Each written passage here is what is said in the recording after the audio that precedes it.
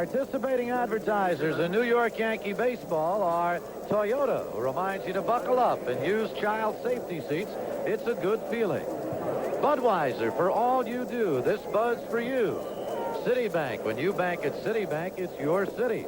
Your Tri-State Dodge dealers who invite you to test drive Poetry in Motion, the 1985 Dodge Lancer. And by the New York Yankees. You're going to get...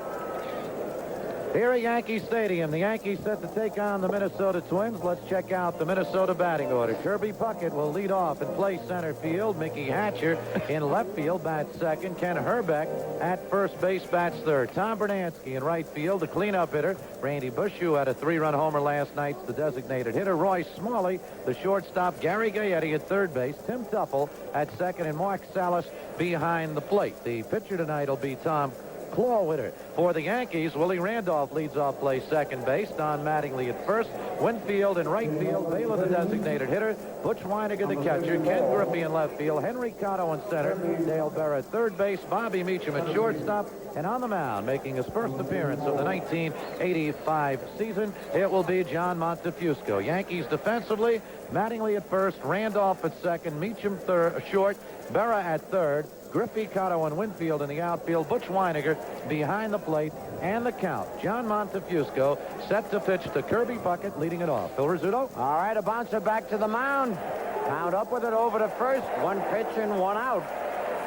One pitch and one out, and Kirby Puckett, who last week when we were in Minnesota was hitting .365, his average has dropped down now to .321. For Montefusco, this is his first appearance of the 1985 season. A sciatic condition, bursitis in his hip. He has pitched earlier this year, but this is first start. He has pitched twice, once against Texas, once against Minnesota. Last week he went 3 1/3 innings, but looking forward to this start this evening, Scooter. All right, Mickey Hatcher takes a pitch, high, ball one. Hatcher's been red hot. Umpires, Al Clark behind the plate, Mike Riley at first, Drew Cobble at second, and Don Denkinger at third. 2 balls, no strikes. Hatcher hitting .313, 9 doubles, 2 homers, 16 runs batted in. He has not walked this year and has struck out only 3 times, so he's swinging. Ball 3. This could be the first one of the year for Hatcher. Interesting stat, too, Phil, because if a guy can hit .280 for you and walk 100 times, more valuable than 300. Yes. Absolutely. 15. Strike one. Hatcher try to get it. Well, he has that walk trot that he developed. The temperature, 78 degrees. Not now. No, it's dropped down. The humidity's 46%. Popped him up so he doesn't get his walk. Meacham and Randolph calls, and you saw the count out there, quarterbacking. And that's what a pitcher's got to do. He can't just stand on that mound, twiddle his thumbs.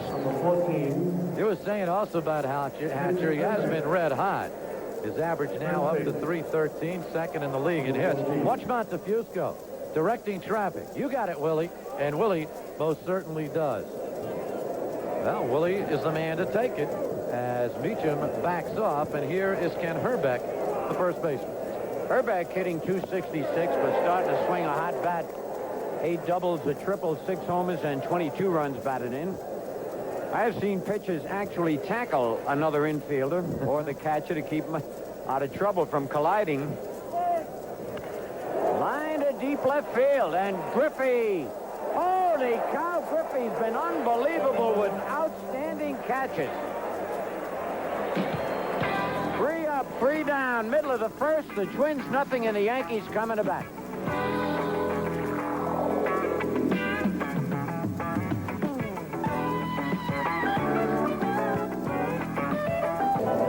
Bottom of the first inning here at the stadium. The Yankees set to come to bat, checking out the Minnesota defense. Kent Herbeck at first, Tim Tuffle at second, Roy Smalley at shortstop, Gary Gaetti's at third, Mickey Hatcher in left, Kirby Puckett the center fielder, Tom Bernansky is out in right, Mark Salas behind the plate, and on the mound, the rookie left-hander Tom Clawwitter. It is spelled K-L-A-W-I-T-T-E-R, and it's pronounced Claw. Billy Gardner told me that's the way he signals the bullpen.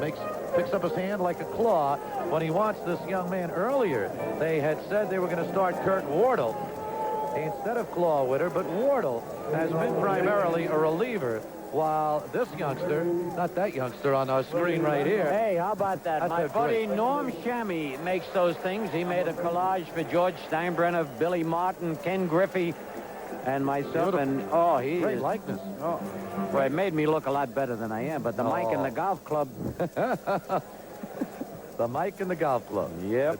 Here's Willie Randolph to lead it off. Getting back to Clawwitter, though, late in the day, Gardner made the decision to go with this young man because he has primarily been a starter in his career. Started in the Dodger organization. All right. Ball one to Willie Randolph. Willie hitting .232, 3 doubles, 1 run batted in. He's walked 15 times, struck out 6. 2-0. Willie, of course, in the lineup in the leadoff position, replacing Ricky Henderson, who took that pitch off his left elbow. The X-rays negative, but Henderson will be out for a couple of 3 days. So Randolph in the leadoff spot, and Cotto goes to center field. Right? 3-0. Umpires don't like hitters to do that. More often than not, they'll call a pitch a strike that would normally be a ball. They lose the strike zone when they do this. Most managers have told me just stand up there straight. Ball 4. 4 pitches and a walk for Willie Randolph. So you think the kid might be a little nervous in this big ballpark, Spence? Well, he's pitched 6 innings thus far this year. He's walked 4 men. He has struck out 3. His longest appearance, 2 1/3 innings. I think any ball player who comes into this ballpark in particular for a first time and tells you he is not intimidated a bit is not telling you the truth. Absolutely. Here's the hero last Oh, night. I want to tell you, if this game is anything like last night, you folks are in for a treat. Don Mattingly with 2 out and 2 on in the bottom of the 9th hit a 3-run homer to win it for the Yankees. Strike 1. Well, he changed his strategy, came in with a breaking pitch. Randolph at first. Herbeck holding him on.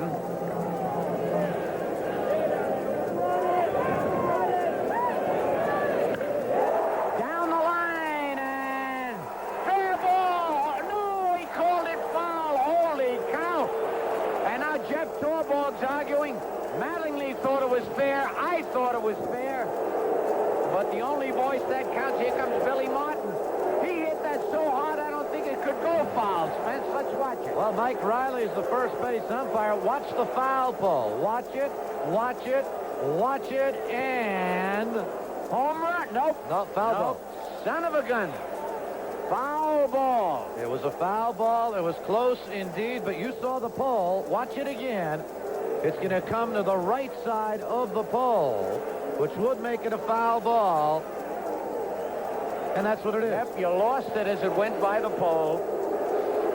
What I think may have confused the Yankees is it hit off a seat in the stands and came right back onto the field. And I think there was some thought perhaps it might have hit off the foul pole. That's what it kind of looked like at first. Yep, Bill. at first. Oh, man, was that close. Mattingly, who ended, as we told you, last night's game with a climactic 3-run homer, just missed a 2-run job here in the bottom of the first.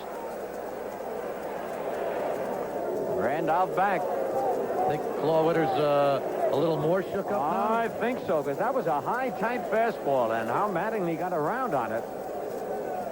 And a wild pitch, and Randolph might go all the way to third, and he's going to go to third. He'll make it.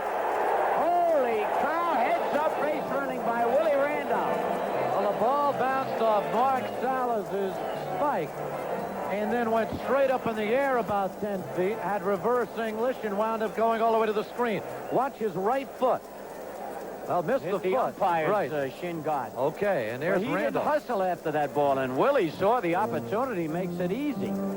He was ready to slide, but didn't have to. What a break for the Yankees. Runner at third, nobody out. 1 ball, 2 strikes on Mattingly.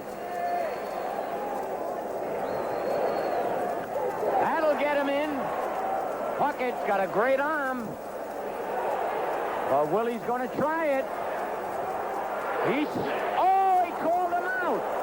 I want to tell you, that Puckett's got a great arm. He led the league in assists last year, but it looked like Willie's foot was on home plate.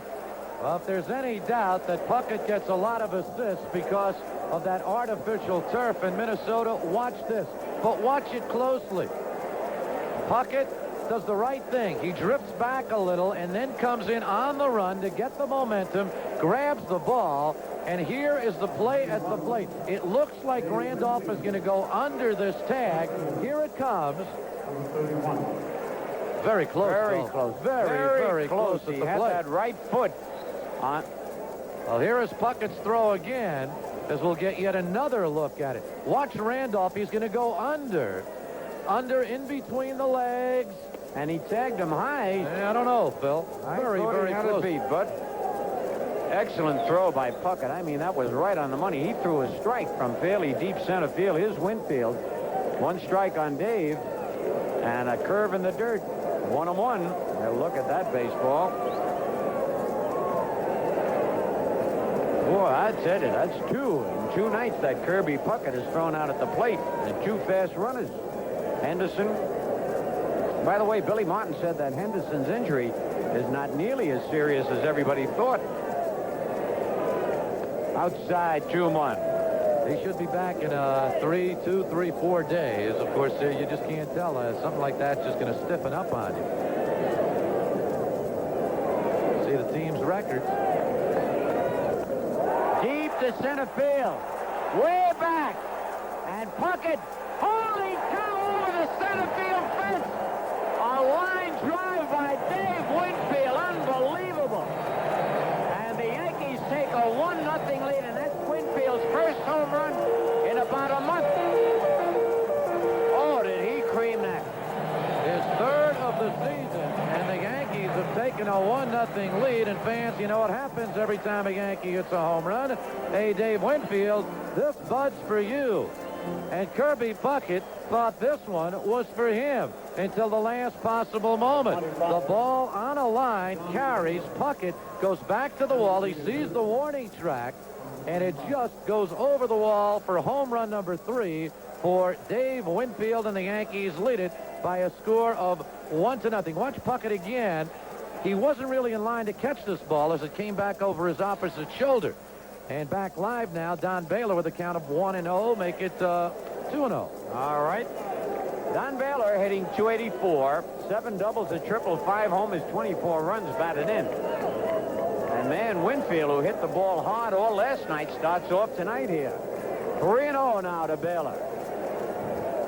And Mattingly's just near miss of a homer, didn't shake Glowit up. That home run of Winfield's had to shake him up. Strike 1, 3-1. Imagine anybody hitting a ball that far on a line drive. Looked like a golf ball going out there. And the wind's blowing a bit, but not necessarily straight out, Phil. Nope. He couldn't check it. 3-2. Kid threw him a slider on 3-1. That was a pretty smart pitch there. Baylor looking for the fastball. There you see Baylor, 1 RBI behind Tony Armas, who was the American League Player of the Week this past week, and Tom Bernansky right up there with Baylor. Base hit to left field. He got that breaking pitch high. Baylor's going to go for 2. Good throw, but offline a little, and he's out at second. Funny slide by Baylor. He tried to evade the touch. That's 2 great throwing arms. 7-4 for the play. 1 run, 2 hits, no errors, nobody left. At the end of 1 inning, it's the Yankees 1 and the Twins nothing.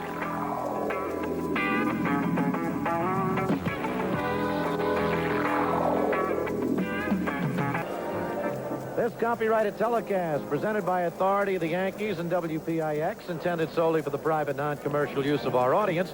Any publication, reproduction, retransmission, or other use of the pictures, descriptions, and accounts of this game or any segment thereof without the express written consent of the New York Yankees is prohibited. Yankees gambling on the bases. Mickey Hatcher playing extremely deep for Don Baylor. As Baylor hits the ball, here is Hatcher. He was playing maybe 20 feet off the warning track, comes up with the ball, and he is going to fire it to second.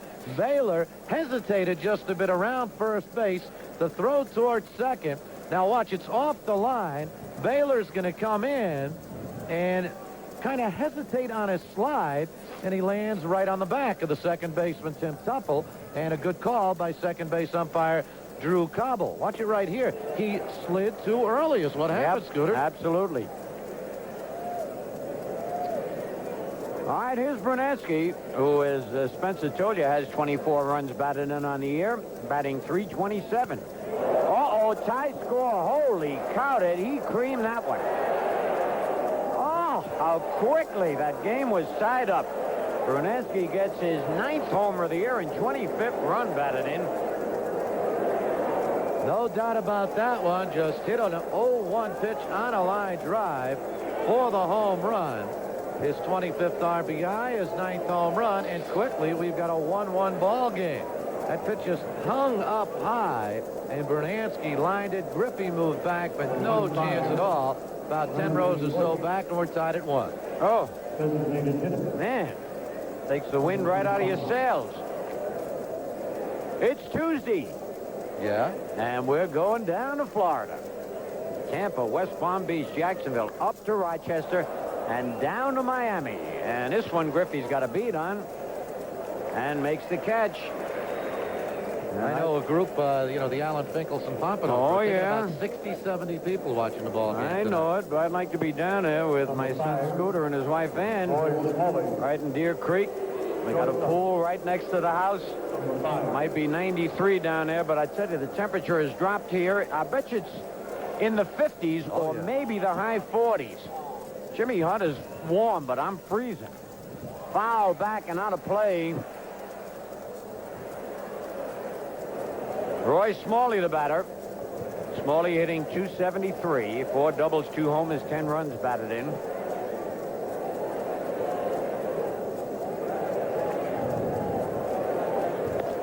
One and one. Now the count has an interesting array of pitches. He does, but he's had a little problem with that long ball. He's only worked 4 and will make it 5 innings now, and he's allowed 3 home runs. Yeah, and that same pitch that you were talking about that he hung to Brunansky, he did it, remember, where was it, in Texas? The Larry Parrish Right, won the ball and game. then when he relieved the last time, I believe it was Kansas City? Right against Minnesota. Minnesota, right. Tupple hit the home run. Okay. Outside, 2-2. He throws what he calls a dry spitter. You know, he doesn't hold the ball on the seams, but he was telling me, and it drops down a great deal. When he was over in the National League, he used to put baby powder inside his pants, and he'd stick his hand in there to slick the ball up. No kidding. He doesn't have the baby powder anymore, though. Why? He said it made it even slicker, so he could throw the dry spitter. And he says he'll change baseballs a lot. And if he wants to throw a fastball, he wants a ball that's a little smaller. You know, all balls are not created equal. If he wants to throw a slider, he's looking for a ball that has heavy seams, big seams on it. So, interesting. What? Does he ever throw a wet spitter? Foul back just below us. But he was telling me an interesting story about Don Sutton. When he batted against Sutton, he contended that Sutton used to put a crazy glue substance together with some sand, and then when he'd get the ball, he'd have it in his glove hand, and he'd rub up the ball. And one time, Sutton threw him a pitch. Base hit to left field. Smalley went with that fastball away. Second hit for the Twins. And Sutton threw him a pitch that looked like an average fastball, and all of a sudden broke 2 feet outside. It's up to the umpire and said, let me see that ball. Umpire looked at the ball and said, it's okay. So what do you mean it's okay? What are those scuff marks there? Ump says, all Sutton's baseballs are like that. So he said, what are you going to do about it? The ump said, I'll tell you what I'm going to do. And he threw it back to Sutton. oh, no, they should be artists, not pitchers. Bounce to the third, could get 2. Berra to Randolph. Back to first, double play. Around the horn, double play. 1 run, 2 hits, no errors, nobody left. At the end of an inning and a half, it's the Twins 1 and the Yankees 1, and we are now going to pause for station identification.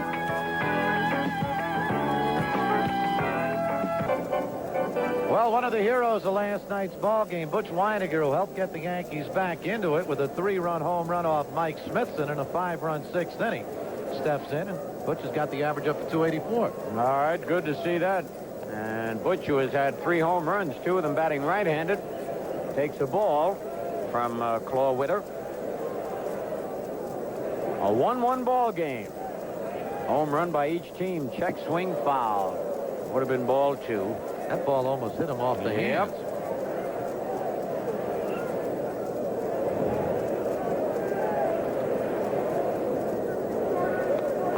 2-1. You know, it's very windy down in the field.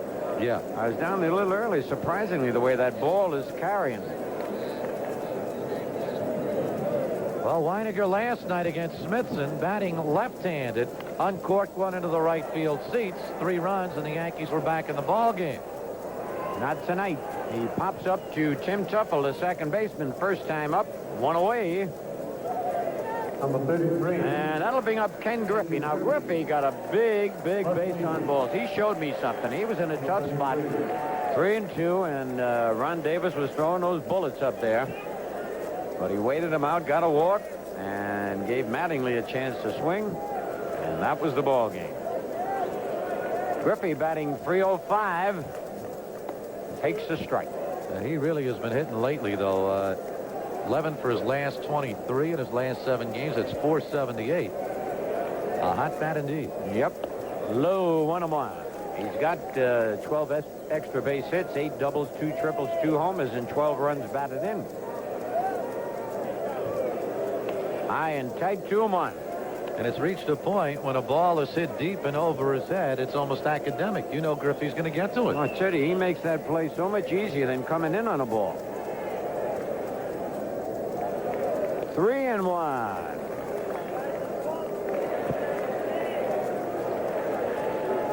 One man out, a 1-1 ball game in the bottom of the second. Took a little bit off Griffey out in front, full count, 3-2. It's not an overpowering pitcher, Clawwitter. Strange, too, because he's a big left-hander. 6'3", nearly 200 pounds. They're making the pitchers bigger today. Yes, they are. Making all athletes bigger. They started too late. And fouled off on a good 3-2 pitch right in on his hands.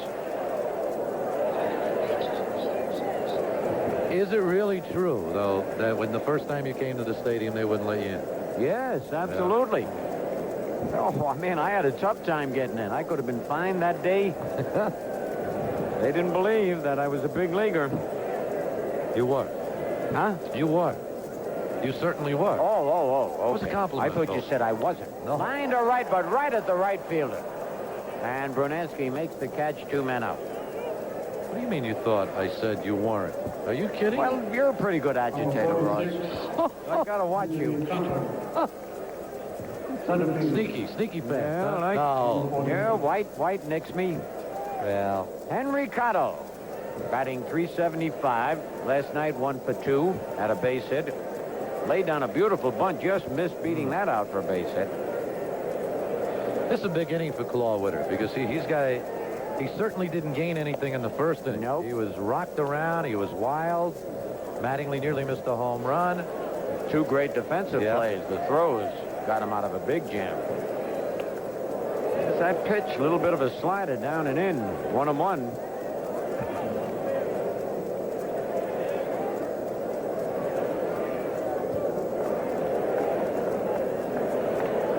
I want to read the signs again. 2 balls and a strike. You mentioned we were going to Florida, going to Tampa, so be on your best behavior. Somebody down there definitely watching the game.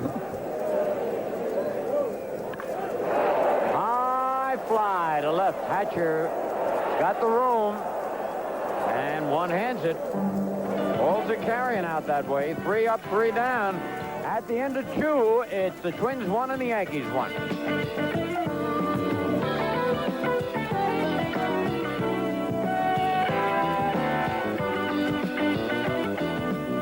In baseball, we all know teamwork is what wins the game, and if we're going to improve our one-loss record on our highways, that same kind of teamwork is essential. Let's all play by the same rules of the road. Get into the seatbelt habit and drive sober. Number 11. Top half of the 3rd inning. Tim Tuffle, the second baseman, to lead it off for the Minnesota Twins. 288 for Tuffle, a team batting average for the Twins now of 298, Phil Rizzuto. They keep going up and up. Tonight they have 2 hits, same as the Yankees. Tuffle is the deceiving type of hitter, and He's always up there around. He's always around 300. What are you trying to say? What I meant was he doesn't look like a good hitter, Oh, okay. But he is. but he is. Strike two. Well, he had that home run against Montefusco last week. And I know the count remembers that. 1-1 ball game, top of the third.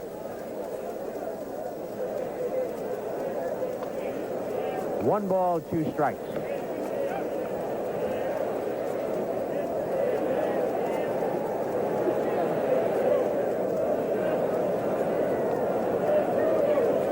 Bounce to the third, Dale Berra. Whoa, fell down, a bouncing. No, holy cow. Now, what are they going to give him on that? They got to give him an error. Got to be an error. Got to be an error. Dale's legs just came out from underneath. He did And not. down he went. He caught the ball and then tried to stop instead of going forward, and his feet slid right out from under him. Watch it They're giving again. him a base hit. I don't believe that. Look at this. Nah. Can't agree with that. No, you cannot give a man a base hit on that. But they did. Number 12.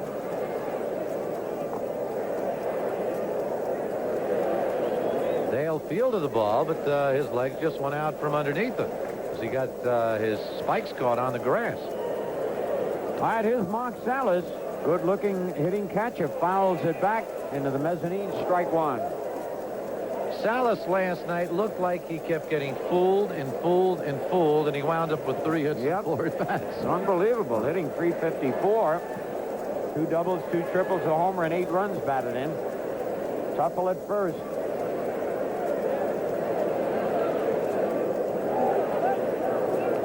They call him the Chief. He's of Mexican Indian extraction. Salas. Salas, yeah. Not Ali Reynolds. No. Chief was a real Indian, I'll tell you that. Line to center, but Cotto right there grabs it. They got a double play. Oh, Mattingly went forward instead of back.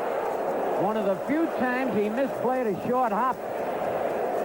Beautiful throw by Cotto, and all Mattingly had to do was back up, get it on one hop. I think Don anticipated that to come on the true short hop, and instead it did not. But moving ahead was Tuffle too far. The throw has him beat. And as you see, it bounced about 3 feet in front of Mattingly. Good throw by Cotto, who grabs it on the run and fires the ball to Mattingly. Tuffle is a dead duck. Right here, the ball just bounces up and catches Mattingly up around the stomach area. So there's 1 man out. All right, Kirby Puckett, bunts foul. This guy's gets a lot of base hits on bunts. Had 26 of them last year, Phil. He hit back to the box his first time up. 1 man out. And while he may get a bit of an edge on that artificial surface when he throws the ball, when you're bunting on that artificial surface, that is a deficit. Yep.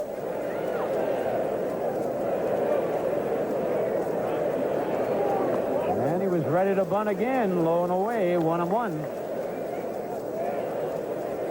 Dale Berra is playing about even with the bag. Now comes in on the grass portion at third base.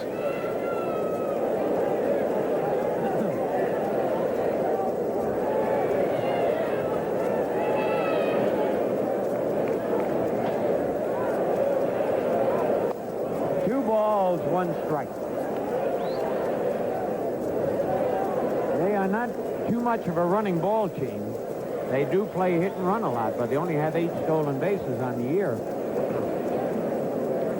4 by that kid Gagne, who is, or is that Gaetti? No, that's Gaetti's got 4. Gagne, the other shortstop, started the season after Smalley suffered a hamstring pull and was hitting over 300. Smalley came back, and Smalley's been there ever since. Yep. Low, 3-1. Well, let's see if they put the hit and run on.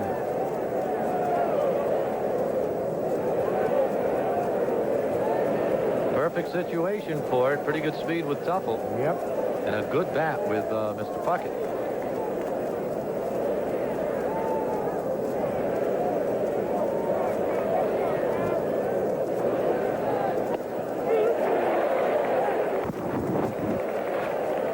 Strike two, so the count's full, 3-2. And they were not running. All right, a full count on Kirby Puckett. Well, if he wasn't running on that pitch, he's got to be running on this pitch. Count holds him close. That's all you got to do here. He strikes out, you can throw him out. Just hold him that one step closer to the bag.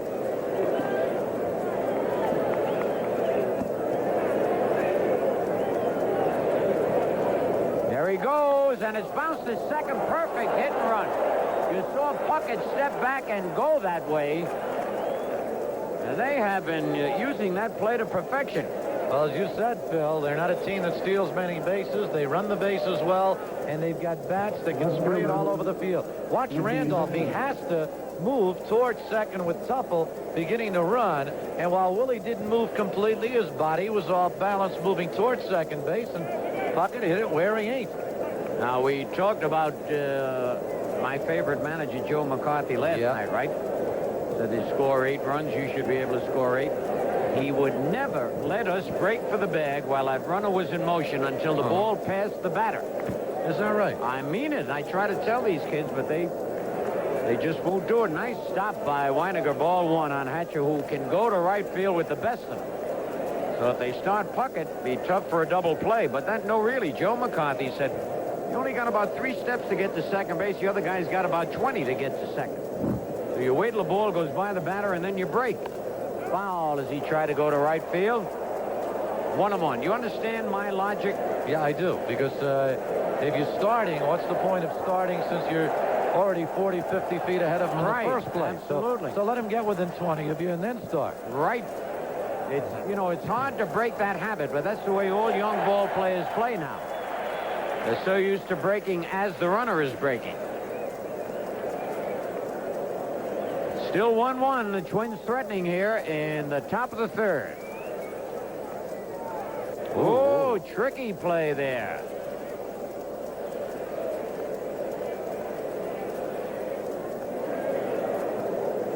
Watch the count. He almost balked because he close. didn't quite step towards third base all the way and get that foot off the rubber.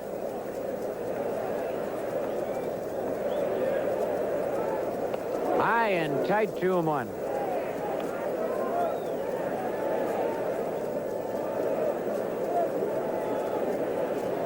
One man out, 1-1 ball game, top of the third. At third base, Tim Tuffle, and over at first base, Kirby Puckett. Low, 3-1. Oh, Montefusco's getting himself in a hole, but getting behind on these hitters. Baltimore's leading Kansas City 1-0 in the third. Detroit over Texas 3-0 in the second. Seattle 4. Boston 0. They're playing the second inning in that one up at Fenway. And the Mets are leading Atlanta 3-1 in the National. That's a final up there. Final, excuse me. All right, the bases are loaded on that walk. And now the tough Kent Herbeck coming up. He lined hard to deep left field his first time up.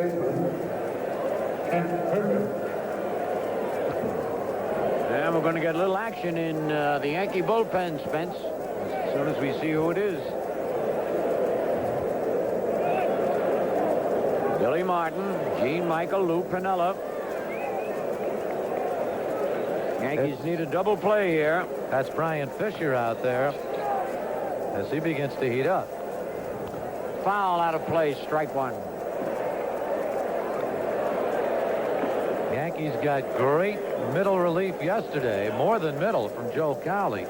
7 innings of shutout ball, 5 hits, struck out 6, and Fisher another man down there.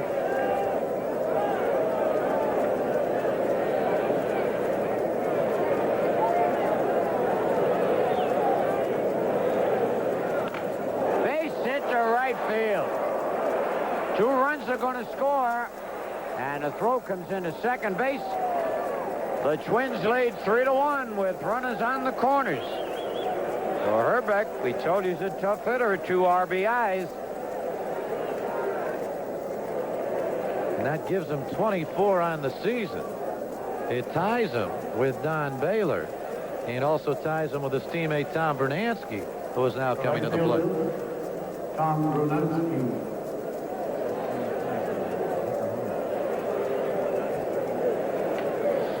Berdansky with that home run has now 25 RBIs. Right. All right, first and third. The Twins are a hitting ball club. Spence told you their team batting average 298. It keeps going up and up. They've got 5 hits already. And that'll get a run home. Good thing he caught that on the end of the bat. Both runners tagging, and Herbeck goes back. The throw comes in a second. The Twins lead 4-0. Sacrifice fly, and he just missed another home run, Spence. Well, he had one. There's Mickey Hatcher. Hatcher looked like he was stumbling a little. Remember, he was injured last week in that ball game in Minnesota as he made a good running catch in a fly ball. And that looked like his leg. All right, Randy Bush, who fly to left field his first time up.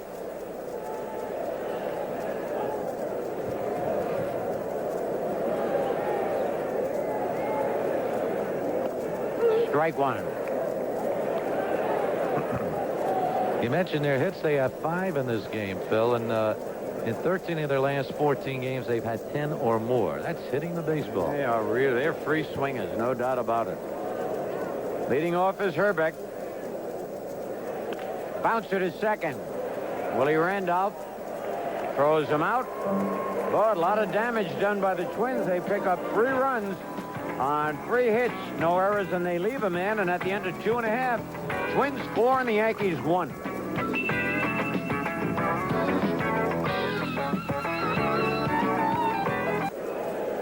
Bottom of the third, Twins are leading it by a score of 4-1. You got to give this Minnesota team a lot of credit. They began the season.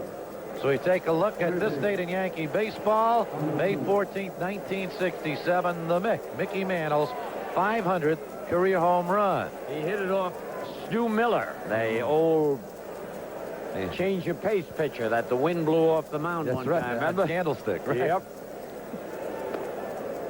All right, Dale Berry, you're talking about the Twins, Spence. Yeah, talking about them after they won their first 2, they lost 9 in a row. They didn't quit, came back, won their next 10. And an interesting story this past weekend, they lost 2 heartbreakers to the Orioles, a 9th-inning home runs by Freddie Lynn. Came back the third game and clobbered the Orioles 7-3. And last night, another heartbreaker for them. And they come back and they're swinging away and playing their ball game. Right. Now, Berra has the count of 3-0 on him. Dale batting 263. Ball 4. Didn't come close on those 4 pitches. And that's the second walk given up by Claude Witter. It'll bring up Bobby Meacham. But first we're going to have a visit by Johnny Padres out to the mound. A lot of Dodger fans remember Johnny Padres. He was a big favorite over there. Man, Jimmy Hunter loved him. Yeah, well, the year he won that 7th game, which you don't like me to bring up. I don't. Okay, it was the only time, though, as I told you. I mean, you guys had a lot of full houses and straight flushes. They only had 1. The interesting thing, I think Padres was 9-10 that season. I know, but that day he had his change of pace working beautifully. And he threw hard, too, didn't he? Yep. Good fastball, but when he changed, you never knew it. Strike 1 to Meacham. Bobby hitting 259, and no homers, 11 runs batted in. Twins lead 4-1. Low 1-1. Dodgers never had the big 20-game winner. There's Herbeck down at first. Big man indeed. He's slouched over, and he's about Dale Berra's side. Almost a wild pitch. 2-1. Dodgers never had the big 20-game winners, but they had the nice staff. Erskine, well, Newcomb would win 20 every once in a while. Watch this pitch, way up high, almost gets away. Was it the ballpark? Or were they were a lot better than their record. Oh, yes, that was a tough park to pitch in. 3-1. Well, they had Clem Labine, they had Joe Black, and they had Hugh Casey. 3 top relief pitchers. They had Preacher, who had a great year one year. Preacher, well, he threw a spitball, old Preacher. he threw a ball one time. It was about shoulder high to me. You got some water in your eye. No, it hit my foot. And the umpire didn't believe it. I was showing him my foot, and the ball had a black. He wouldn't give me first base. Ball 4. Back-to-back walks. The third given up by Clawwitter. First and second, nobody out, and Willie Randolph, who walked the batter. Now, you know Willie's going to take at least one pitch.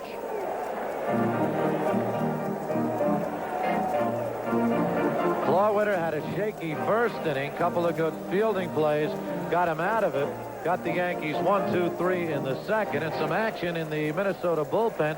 Pete Filson, who saw some action last night, is up for Billy Gardner's ball club. Time is called. That pitch doesn't count.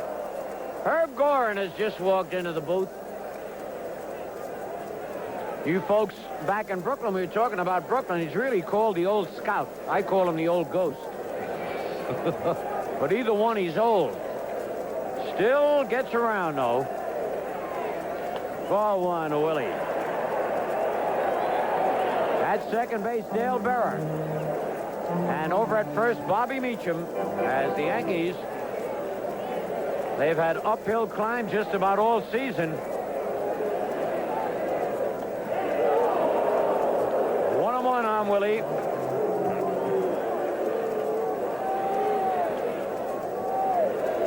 Nobody out. Twins leading 4-1. Told you Pete Filson is loosening up in the bullpen. Ball 2, 2-1. He's just aiming that ball. Now he's putting nothing on it, Spencer. Well, first inning he had those problems. Second inning was a key inning for him. He got the Yankees 1-2-3, but he is jittery right now. Foul out of play on the right side. You know, Jimmy Hunter, you smelled smoke before, and I can see smoke enveloping this ballpark. Now, what's scary about that is that great shot. It wasn't a great shot. It was a tragic shot of that soccer match over in London, where the stands in 5 minutes burned down. Naturally, that couldn't happen here with the way this stadium is built, but it still shakes you up a little bit. I might have to leave a little early, White, tonight.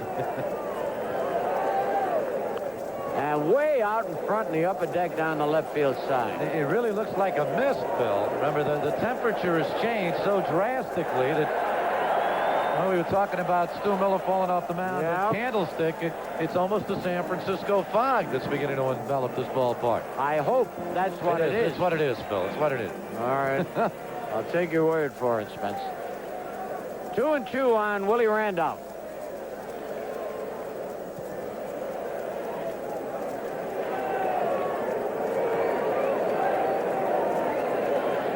Low 3-2. Good eye by Willie there.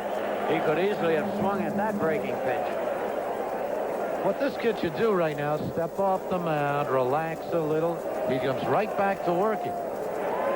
Well, you never know which is the best. Yeah. Keep your rhythm or step back and think it over. Ball 4.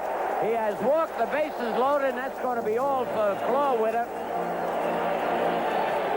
Billy Gardner coming out. And the second trip to the mound, he's automatically out of there.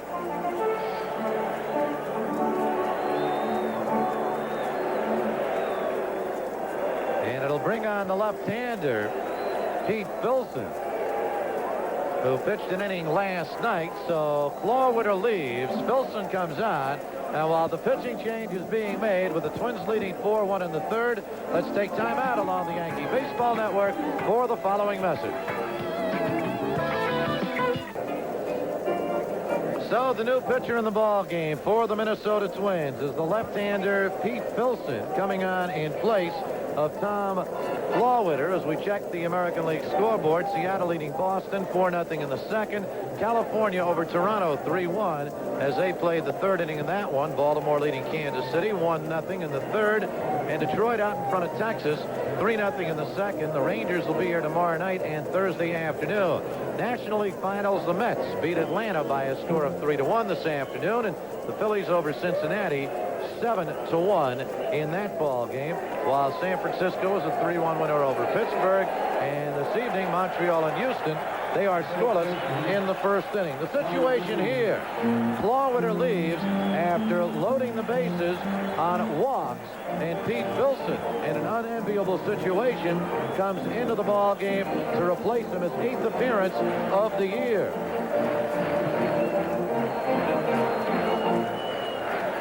All right, Don Mattingly. Bases loaded, nobody out. They had a play at first base, but Randolph got back.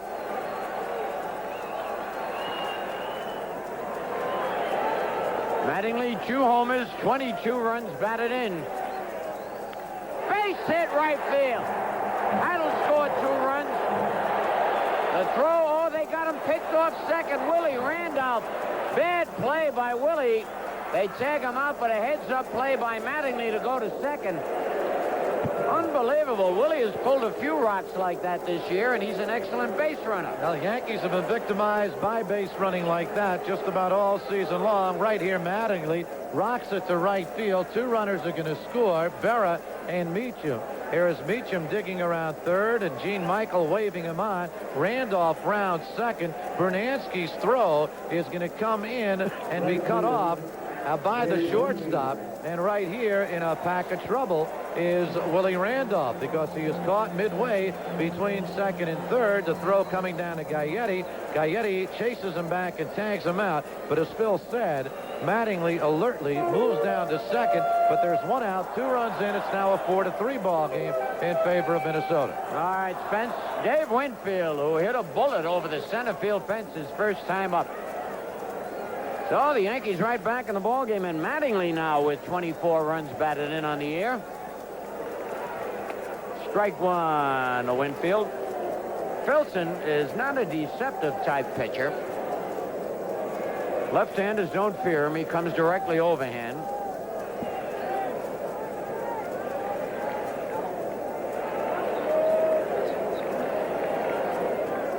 High, 1-1. Both those runs are charged to Clawwitter and Mattingly at second base.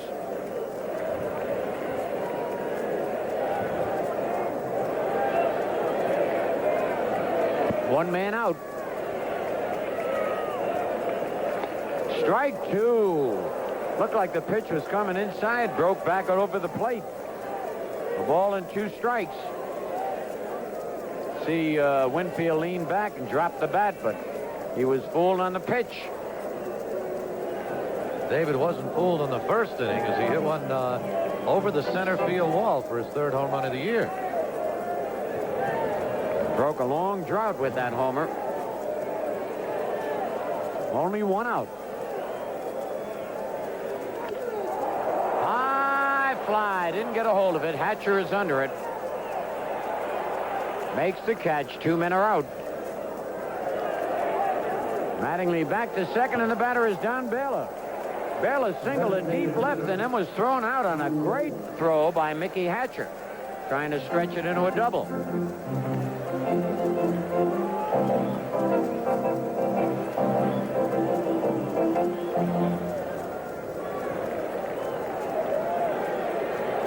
Twins 4, Yankees 3, bottom of the 3rd.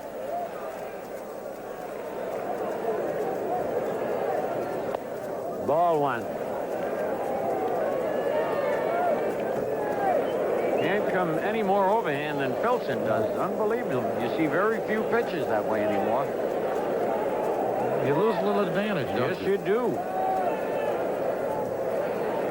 Ooh. High pop-up. Might be out of play. And it is. Break for Baylor. 1-1. You know, that might be smog coming in, Ross, but it smells like smoke. Is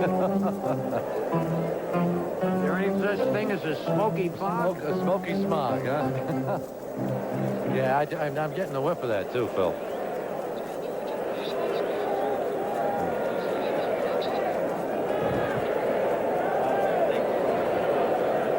One ball, 1 strike, 2 out. Low at 2-1. There's his record. Pitched against the Yankees twice. A pretty good earned run average against the Yankees. His 8th appearance, but he's only pitched in 4 1/3 innings, Phil. Yep. Off the end of the bat. And nice play by Filson. Underhand toss. Bale is out of there. Yankees, though, pick up 2 runs on 1 hit. No errors leave a man. Spencer Ross and Bill White will carry you along at the end of 3. Twins 4, Yankees 3.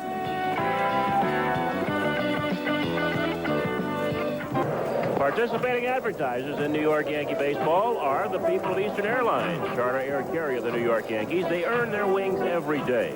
Canon, so advanced. Canon is the world's leader in 35mm photography and the official camera of the New York Yankees. Con Edison, visit their conservation center in the Chrysler Building. The shortstop, Roy Smalley.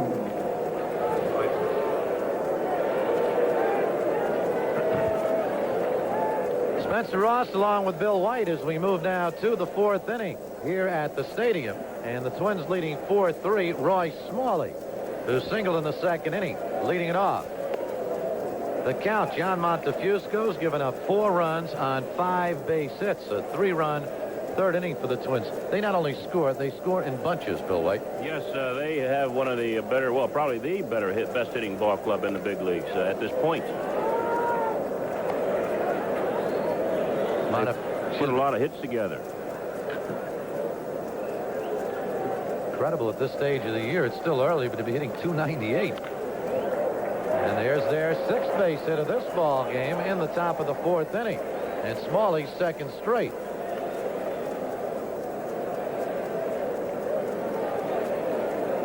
So leadoff single by Roy Smalley here in the 4th inning. And it'll bring up the 3rd baseman, Gary Gaetti, who came into this ball game with a 9-game hitting streak. Dale Berra started that double play in the 2nd inning. Ball 1.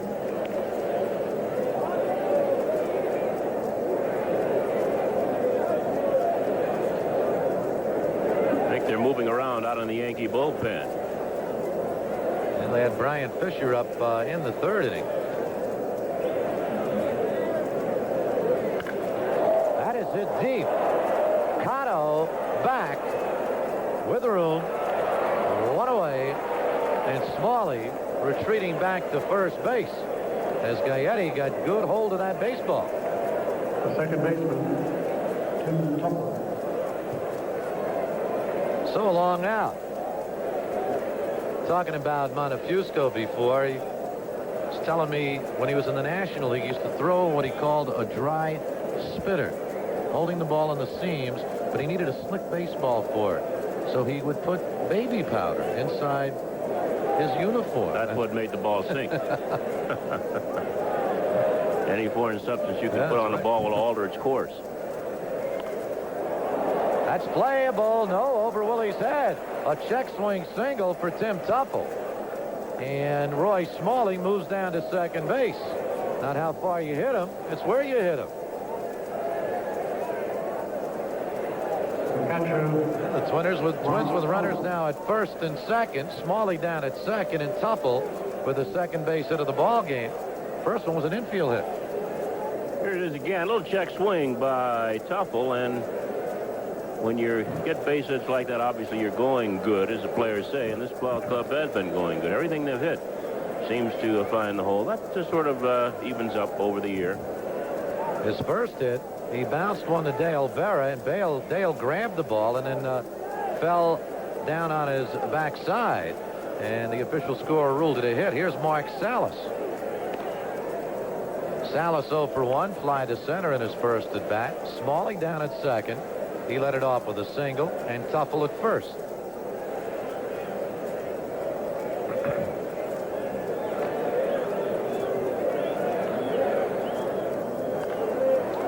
That is fouled away. Count even at 1-1. It has gotten chilly, hasn't it, Bill? Yes, I think Phil said it might get into the 40s. I think it'll probably stop around 50-something. Also windy here at Yankee Stadium. That wind seems to be blowing a bit toward left. There's Brian Fisher up once again in the Yankee bullpen. And the pitch is down low, ball 2. 2 balls, 1 strike. To Mark Salas with the 1 man out. Top of the 4th. Twins 4, Yankees 3.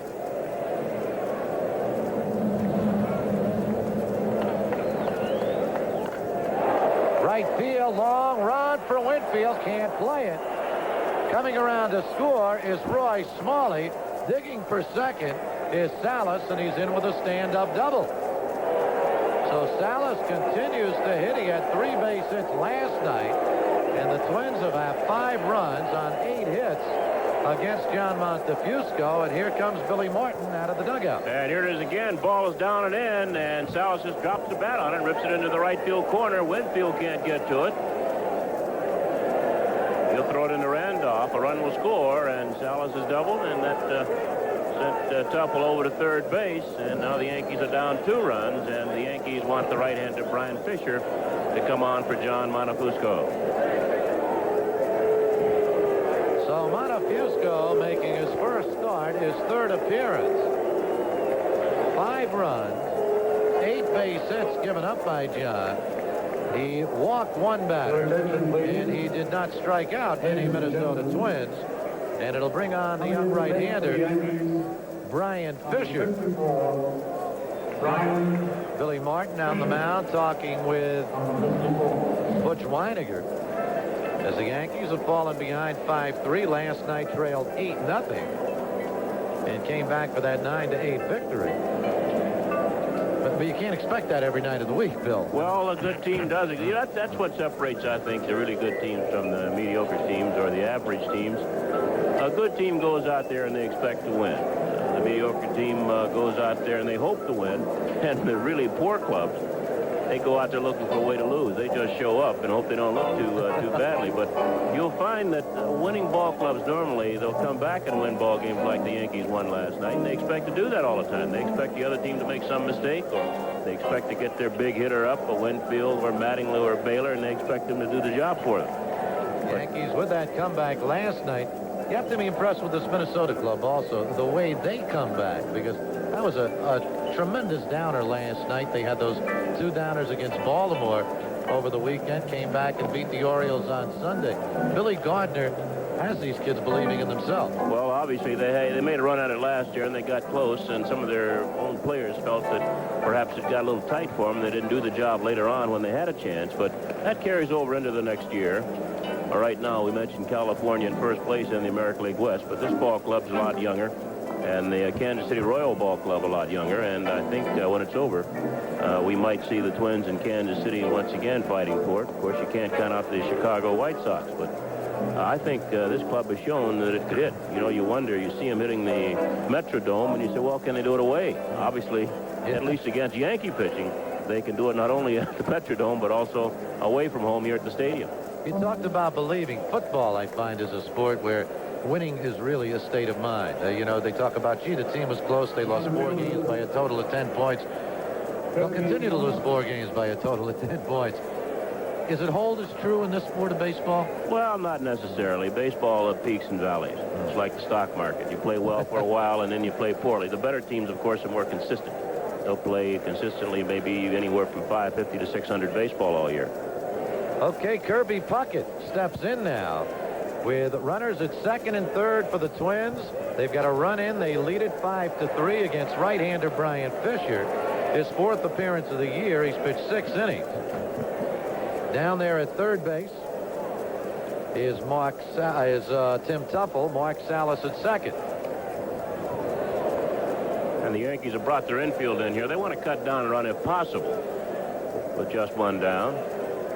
Get Barham, Meacham, Randolph, and Mattingly all around the grass.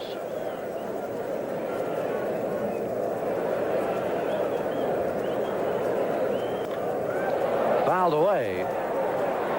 Fisher has yet to give up an earned run in his 6 innings. He did give up 1 last week in Minnesota. That was the result of one of those pop flies that was lost in the lights. Nobody could see the baseball.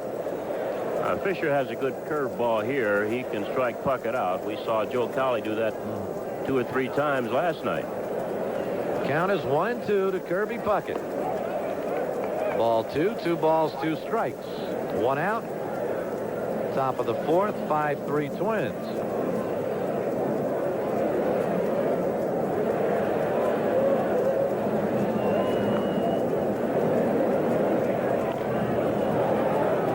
Randolph's going to go to the plate, and they have got Tuffle. Good play by Willie. Charged in, threw on the run for the out, and they're a 2-man away. So the strategy play pays off with the Yankees playing the infield in for the play at the plate. And a tough play by Randolph. He'll have to backhand this ball on the short hop. Now, this is a backhand to short hop play by Randolph. Right there, that's a tough hop up that high with a backhand. Throws off balance and plenty of time for Weiniger to block the plate. No way at all that the base runner, Tim Tuffle, can get there. Here it is again from another angle. Watch this big high backhand by Randolph. That's excellent concentration. Good play. They're now 2 men away. Salas moving down to third, and Puckett reaching on the fielder's choice. And here's Mickey Hatcher. Hatcher popped to third and walked. There's a strike. 0-1. Hatcher took a base on balls his last at bat. First time all season he has walked. Salas down at third.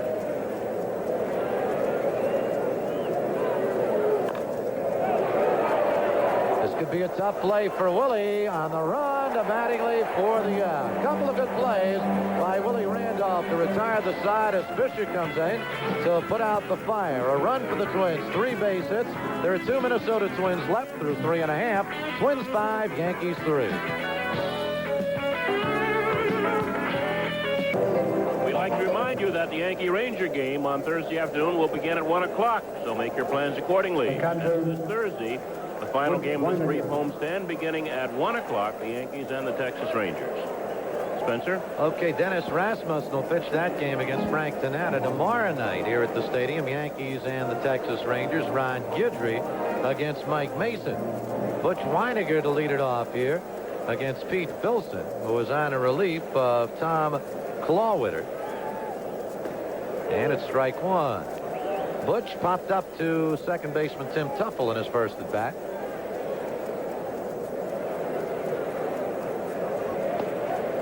Inside, ball 1. 1-1.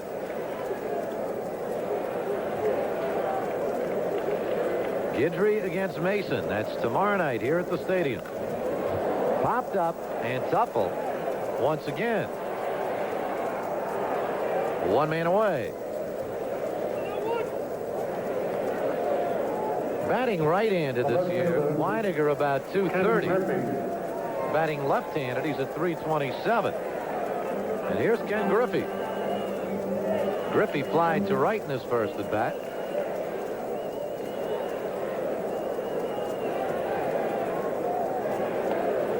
There's a strike and the fastball.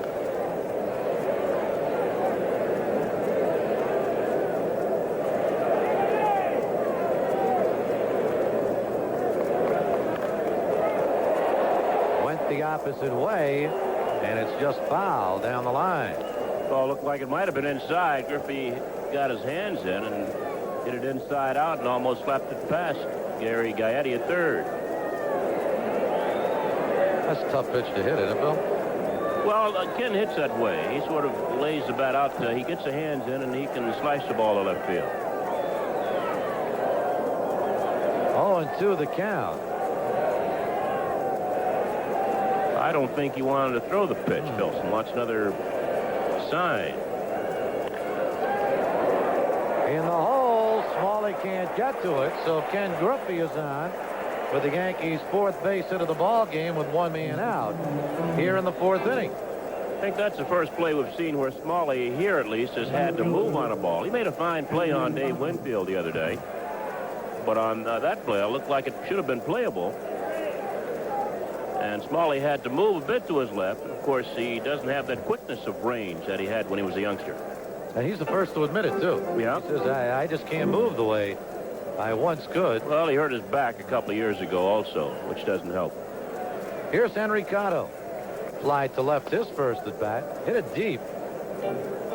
Got under the ball a bit.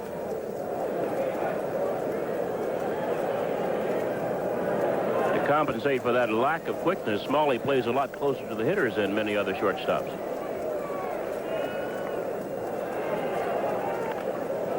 Fouled away. 0-2. When you say closer to the hitters, you He'll mean- cheat in towards the plate. yeah. And a lot of guys will play a little bit deeper, although you do shorten up on the double play, but Smalley plays where he is now most of the time.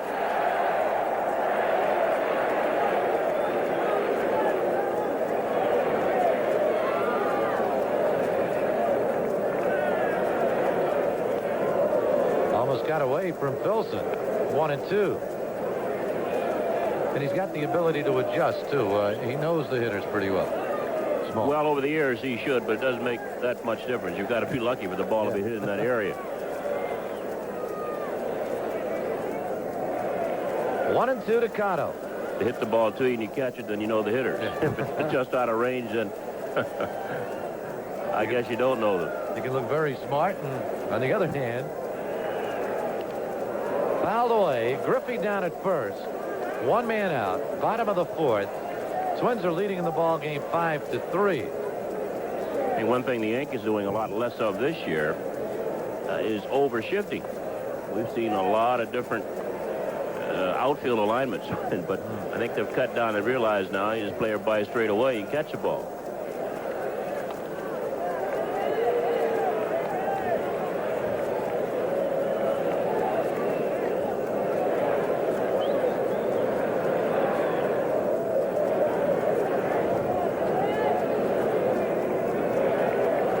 Pitch coming to Henry Cotto. Popped up, but out of play. And the count holds, even at 2-2.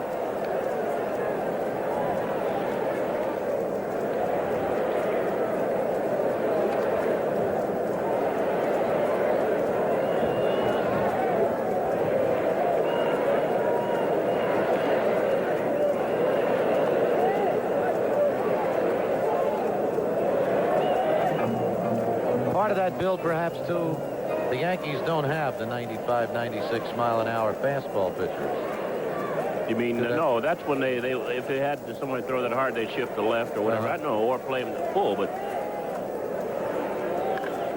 This one hit to center field. Puckett, long run. He's got it for the second out. part of the reason, of course, if you got a guy like Ricky Henderson who can cover left center and right center, you can put Winfield, Griffey, or whomever plays left field a good distance from Henderson and realize that he'll make up the gap in left center, right center. Ricky out of the lineup tonight, hit in the elbow last night, and he will rest for a couple, 3 days. Here's Dale Berra. Dale walked in his first at bat in the third inning, first of 3 straight, given up by Clawwitter, and that was it for him. Strike one. California, Toronto tied at 3 in the 5th. Chicago leads Cleveland 1-0 in the 2nd, and Oakland, Milwaukee scoreless in the 3rd. It's fouled away, so Filson quickly ahead of Berra, 0-2. Kansas City leading Baltimore 5-3 in the 6th. Texas 4. Make it Detroit 4. Texas 1 in the 5th. And Seattle over Boston 4-0 in the 4th up at Fenway.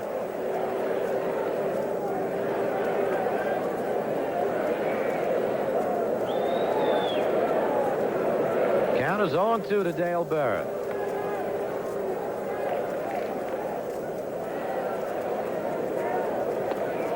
Outside, ball 1. Close.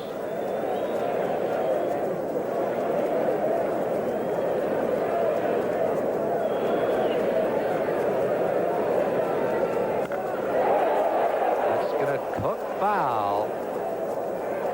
As Berra stepped into that inside pitch and lashed it, so the count is 1-2. Griffey coming back to first base.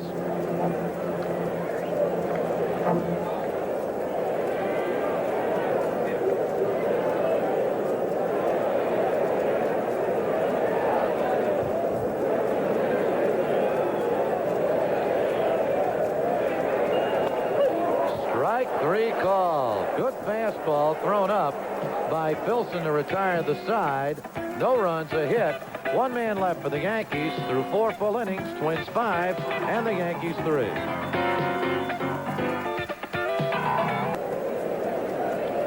Well, here we go now. Top of the 5th inning. Ken Herbeck to lead it off. Herbeck in the ball game. 1 for 2. Griffey robbed him with an over-the-shoulder catch in the first and then singled home 2 runs in the third. Herbeck now with 24 RBIs. Ball 1. Brian Fisher on in relief, excuse me, of starter John Montefusco. That's fouled away. You know, we were talking last week about Herbeck, Johnny Padres and Billy Gardner saying he was the best first baseman. And I asked Padres how he could say better than Gil Hodges. Jeff Torborg out to talk to Brian Fisher. And we mentioned Don Mattingly of the Yankees, Keith Hernandez of the Mets. And one guy we didn't mention was the fellow who was sitting right next to me. Bill White, you won how many? 5 Gold Gloves? Oh, that was a long time ago. That was a long time. Yeah, you know Keith Hernandez. That gold is tarnished. Okay. You know Keith Hernandez is the best first baseman he ever saw?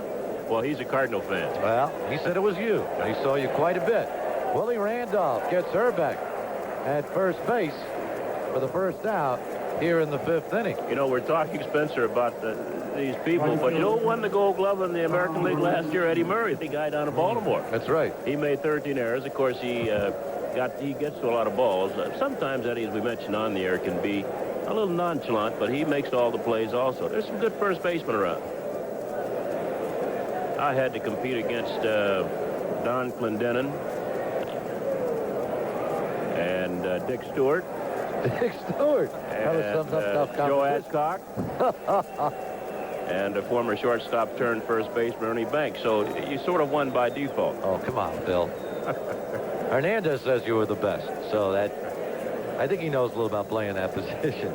Here's Tom Bernansky. The count's 0-1. 1 ball, 1 strike.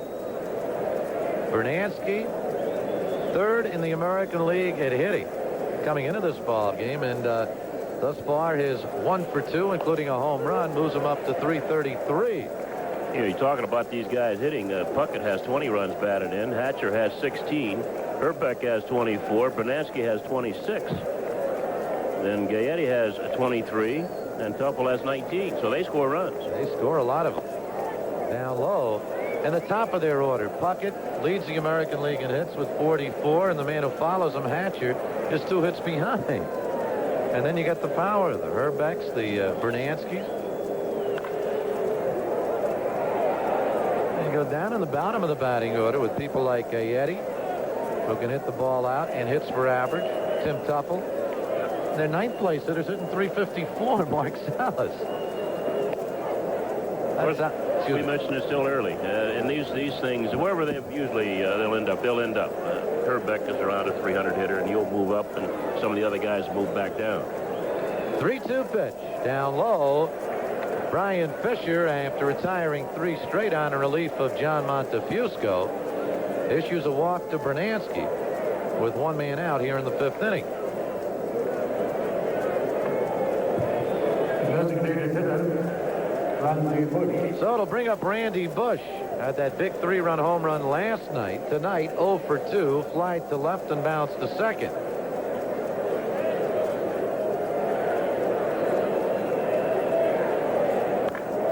He hit this one a ton, but it's going foul.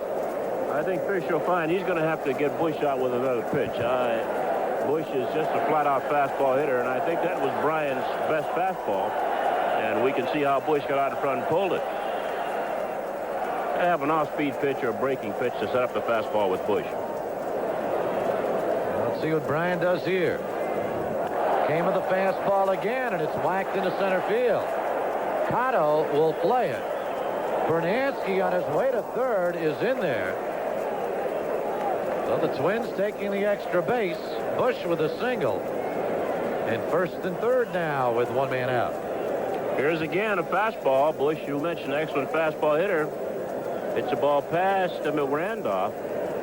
One other thing the Twins are doing, they're really running on the Yankee outfielders. Every once in a while, they'll be a little careful with Dave Winfield, especially with the slow runner, but the rest of these guys are just scooting around the base path. They don't steal many, but they take that extra base. Runners at the corners, and Roy Smalley fouled away, strike 1. See, same thing with Smalley. He'll hit the fastball, and so far, Fisher doesn't look like he's throwing a breaking ball at all. He's just rearing back and throwing his fastball. And Bush got hold of two, one of them for a single. And here's the breaking ball, lashed to right. Winfield did not get it. He trapped the ball. Throw to the plate, not in time, as Bernansky comes in to score. Calculated gamble by Winfield. Tried for the out. Was able to make the short hop. Here it is again, the first base umpire, Mike Riley, going out, and he sees Winfield trap the ball. The ball was obviously trapped. Now, Dave had a choice. He could come home and try to get the runner trying to score Bernansky, or he could go to second base and get the force on Randy Bush going there. He chose to come home. Hey, Winfield, nice try. Picked it up on one hop. He goes home with the ball. And Bernansky slides in behind Weiniger. Then Bush goes on to second base. Well, Bernansky was sure it was going to drop. Winfield comes up with it. It is a sure double play. And here is Gary Gaetti. So runners down at first and second. That's Bush at second. Smalley at first. Still one out. And the Twins with a run in. They lead it 6-3.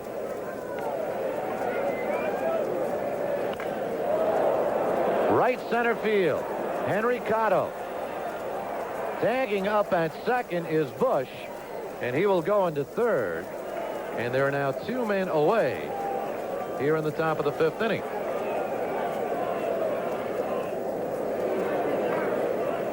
Oh, 10 hits in the ball game now for Minnesota. That makes it 14 of their last 15 games that they've had 10 or more base hits. Here's Carter moving into left center, to right center field, loses his cap. And he decides here just to get the ball into second base to keep Smalley at first. So runners at first and third. Tim Tuffle stepping in. 2 outs. Ball 1. Tuffle's a perfect 2 for 2. Didn't hit him far. Bouncer to Berra.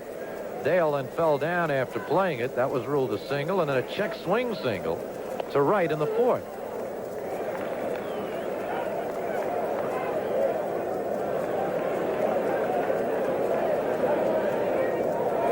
Tuffle's average now up over 300 at 302. And he's got his third straight base hit as Bush scores from third. And holding on at second is Smalley, and it is now a 7-3 ball game.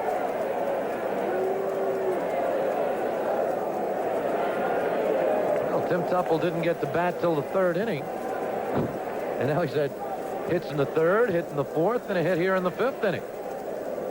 Now they're going to take a little time to allow a left-hander, Bob Shirley, to get up and start loosening up in the Yankee bullpen. Shirley just got up. And he's only thrown one pitch. There's Shirley.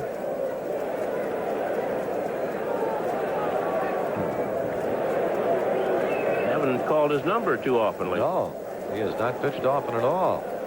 Fisher in a jam. Came on in relief of Montefusco. Pitched out of one in the fourth inning. There's a strike.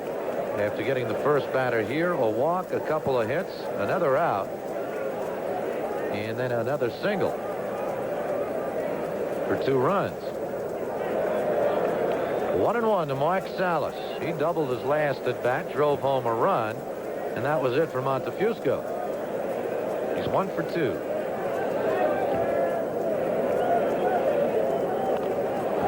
Popped up but out of play. 1 ball, 2 strikes. Roy Smalley down at second base. And Tim Tuffle on at first. Twins 7 runs, 11 hits. Yankees 3 runs, 4 hits. Center field. The long run, Henry Cotto, and the side is retired. For the Minnesota Twins, they come up with 2 more runs on 3 hits. They leave 2 through 4.5. Halfway home, Twins lead the Yankees 7-3. Well, the Yankees once again have dug a hole for themselves. Yeah, they have. They're down by a score of 7-3 with 4.5 innings gone by in this ball game. Elsewhere in the American League, Toronto 5-3 over California in the 6th. Chicago 1-0 over Cleveland in the 3rd. Milwaukee leading Oakland 1-0 in the 4th. Kansas City 5-3 over Baltimore in the 6th. They played the 6th at Detroit. Tigers 4-1 over Texas, and Seattle beating Boston 4-0 in the 5th. Bobby Meacham leading it off here for the Yankees in the bottom of the 5th inning. He walked his first time at bat and scored a run. And the Yankees 2-run 3rd. Pete Filson on a relief of Tom Clawwitter. Clawwitter went 2 1/3 innings. This one fouled straight back.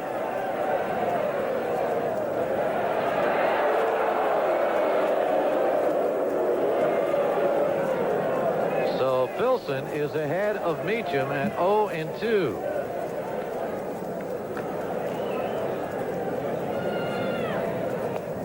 And he gets a strikeout, his second straight. He got Dale Berra on a called 3rd strike to end the 4th inning. Ditto for Meacham to lead off the 5th. You wonder why or how he can take a fastball right down the middle. Filson isn't fooling anybody. He doesn't have that exotic wind up. He comes straight overhanded. You can see the ball. He must be a little sneaky fast down there. And 0-2 pitch too, Bill. Top of the order now. Willie Randolph takes a strike. You see the ball all the way. Comes straight overhand. Sandy Koufax pitched like that. Only his ball rose about 10 feet. Went a little faster too, didn't he? Yeah. Inside, 1-1. What rhythm he had, Bill. Just Motion, like a Sandy. machine. Yeah. The whole thing. Just perfect. Up high. And there may have been greater pitchers, not too many, but he was the most dominating pitcher I For ever about saw. 5 years, Yeah. Sandy, until he had the arthritic arm, we just got a peek at Billy Martin. Base hit for Willie Randolph, who had walked in his first 2 at-bats. Hatcher comes up with the ball, and he seems to be limping quite a bit tonight. Well, he hurt that ankle the last time we were in Minnesota, chasing a ball down. He pulled a muscle or something, and as this game goes on, obviously he will limp more and more. Trying to remember, they called it a strained hip flexor muscle. You know where your hip flexor is, don't you? Somewhere on your side. I wonder if that is an injury that you might get on that artificial surface. I don't know. Well, here's Mattingly. Couple of RBIs tonight with a single to right field. Of course, the 3 RBIs last night on the home run, capping a tremendous comeback for the Yankees. Down 8-0, they win it 9-8.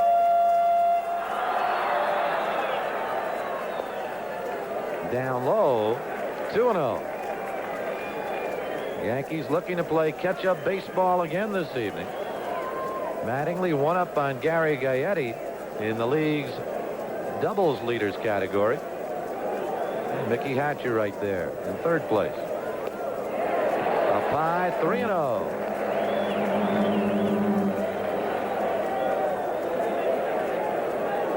Mattingly's first at bat, Randolph was at 3rd.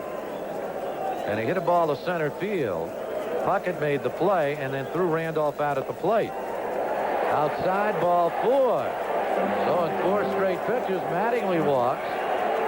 And that's the first base on balls issued by Pete Filson. And it'll bring up Dave Winfield. Winfield, a towering home run in the first inning, straight away center field, just cleared the wall, and then flied to left.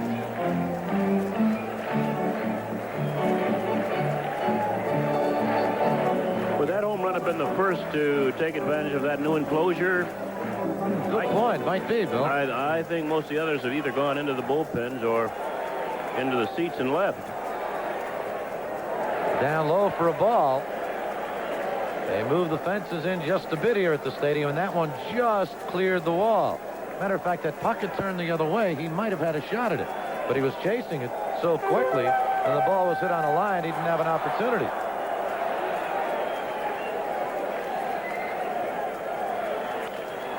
Popped up. Ken Herbeck 2 men away. So Filson gets the dangerous Winfield with Randolph still at second, Mattingly at first. There are now 2 men away, and Don Baylor will step in.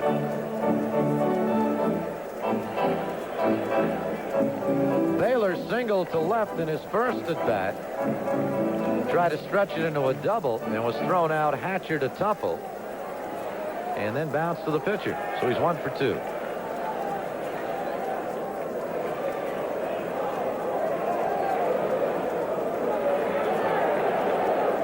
Filson looked back and thought of throwing it, but at that point Tuffle was moving back to his position.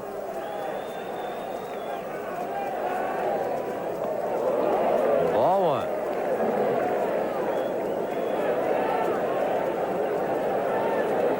What would Bob Gibson have done with Don Baylor? Baylor, same thing he did with Frank Robinson. Just pound the ball inside, keep it in there, hit him once in a while, just to let him know that don't swing too hard.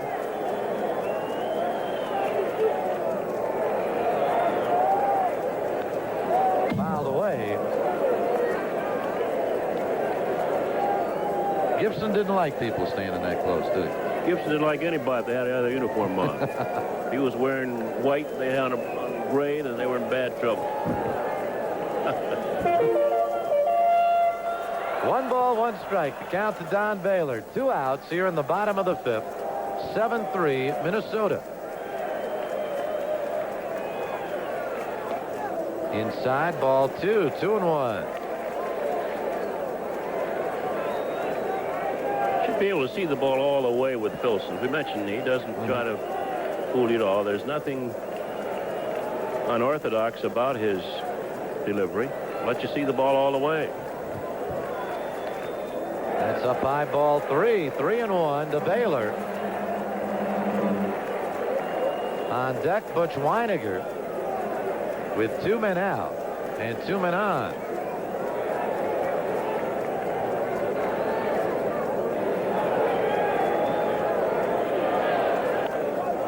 Popped up. Gary Gaetti. And the side is retired. So the Yankees leave 2. They get 1 base hit. Through 5 innings now, it's still Minnesota 7 and the Yankees 3.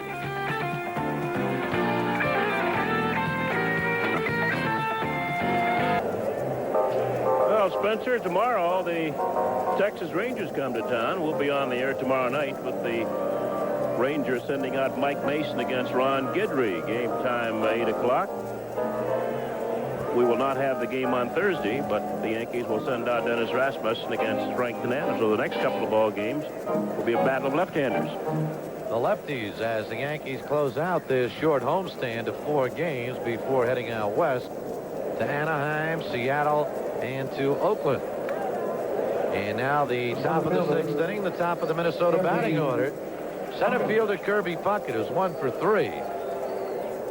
Bounce to the pitcher, single to right, scored a run, and then reached on a fielder's choice. Randolph throwing out a runner at the plate. Willie made a good play, short hopping the ball on his backhand and throwing to Weiniger to get Tim Tuffle at the plate. Strike 1.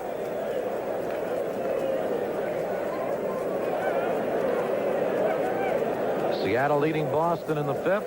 Toronto over California in the 7th. Kansas City leading its ball game. That's down low, 1-1. Kansas City leading the Orioles while Detroit has a 4-1 lead over the Texas Rangers in the 6th inning. Chicago up on Cleveland, Milwaukee over Oakland. Strike 2, 1-2. Mets beat Atlanta 3-1. Philly over Cincinnati 7-1. Pittsburgh a winner. Check at San Francisco a winner over Pittsburgh, and Montreal and Houston just underway. 2 balls and 2 strikes to Kirby Puckett, who came into this ball game leading the American League in base hits with 44. Just outside, so the count goes full.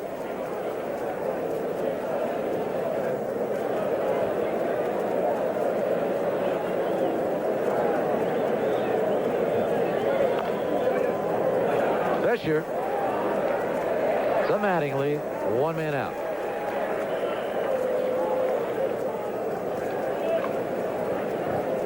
Here's again Puckett on top of the ball, bounces it right back to Brian Fisher. This is a little tricky hop here.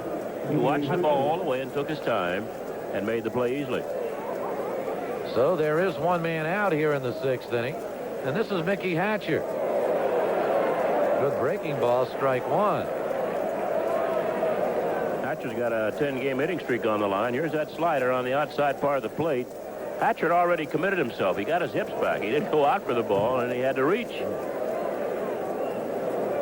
Hitting now at 309. That's down low. Ball 1. 1-1.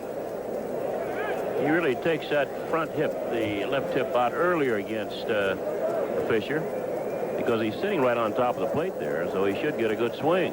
But watch him open up quickly. Fouls this one away, and he really looks like he's in pain too, Bill. Well, he probably is. We mentioned he hurt his what's that muscle you said he hurt? The hip flexor. The hip flexor in Minneapolis last time these two teams played. The ever popular hip flexor muscle. Down low. 2 balls, 2 strikes.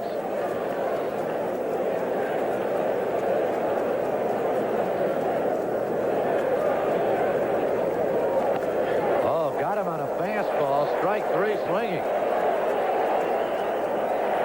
Good fastball by Fisher for the 2nd out. His first strikeout of the ball game. And here it is again. After he misses that pitch, looks like his leg just collapses on him, and he just sits down. He's still having some problems. It's a wonder that the Gardner will keep him in, but the Hatcher's from the old school. He wants to play. Ken Hrbek fouls this one away. Hrbek's 1 for 3. Griffey robbed him in the 1st inning. Singled home 2 runs in the 3rd and bounced to 2nd.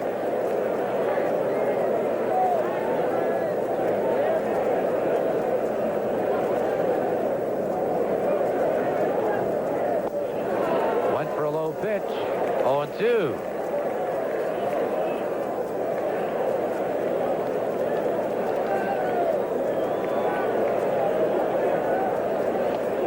Outside. Ken Hrbek, a lifetime 300 hitter at 301. I like those knees. Oh, went for a bad one that time. Down low. 1-2-3 inning for Fisher as he strikes out 2. Nothing across on the top of the 6th. Through 5.5. The Twins still lead it 7-3.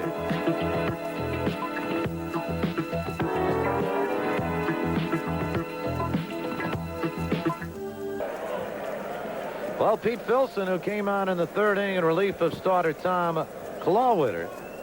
And Filson, should the Twins stay ahead, would have an opportunity to win this ball game. He's doing to the Yankees what Joe Cowley did to the Twins last night. He's got Butch Weiniger to lead it off here. Ball 1. Since coming on with 1 out in the 3rd, he has pitched 2 2/3 innings, given up 2 hits. Struck out 2 and walked 1. Weiniger's 0 for 2. Popped out to Tuffle at second base on both occasions. Pops this one up. Gaetti running out of room. And the count is 2-1.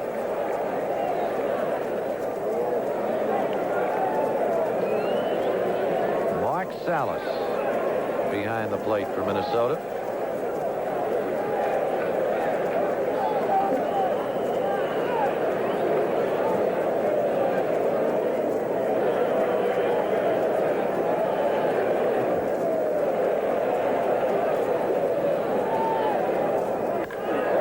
Left field, that ball is deep, but not deep enough. Hatcher on the warning track for the out. Well, Butch got hold of it. Every once in a while, Butch will hit a ball hard. It'll go out and sort of die. It kind of did, didn't it? Yeah, It looked like it was like going. he might have gotten it right overhand. The pitch is up a little bit and got under it a little.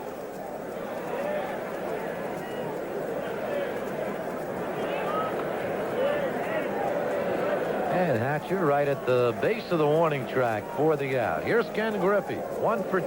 Fly to right and single to right.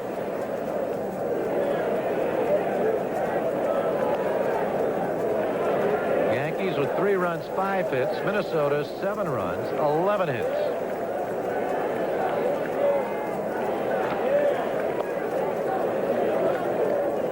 Did not go around, says third base umpire Don Deckinger.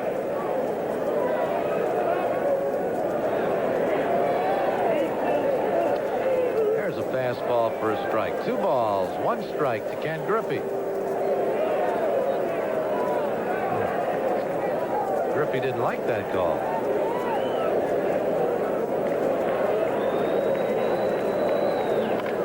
Fastball. Center fielder Kirby Puckett. 2 quick outs.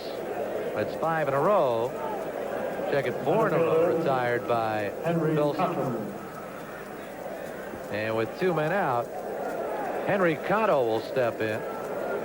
He's flied out twice. 0 for 2 in the ball game. The Yankees are down by 4 as we play the bottom of the 6th. 7-3. Ball 1. Looks like Cotto has a little donut on his left thumb.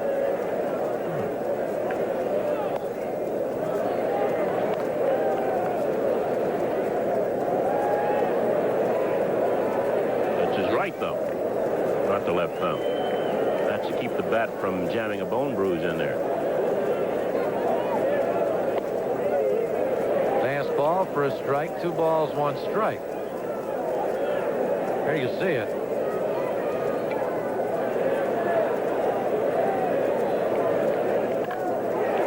There's a base hit for Henry Cotto with 2 outs here in the 6th inning.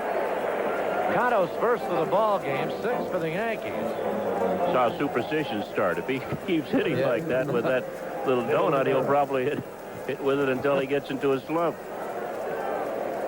Were you a superstitious ball player? I think every ball player has some superstition. You stepped in the lines? No, No. my trip.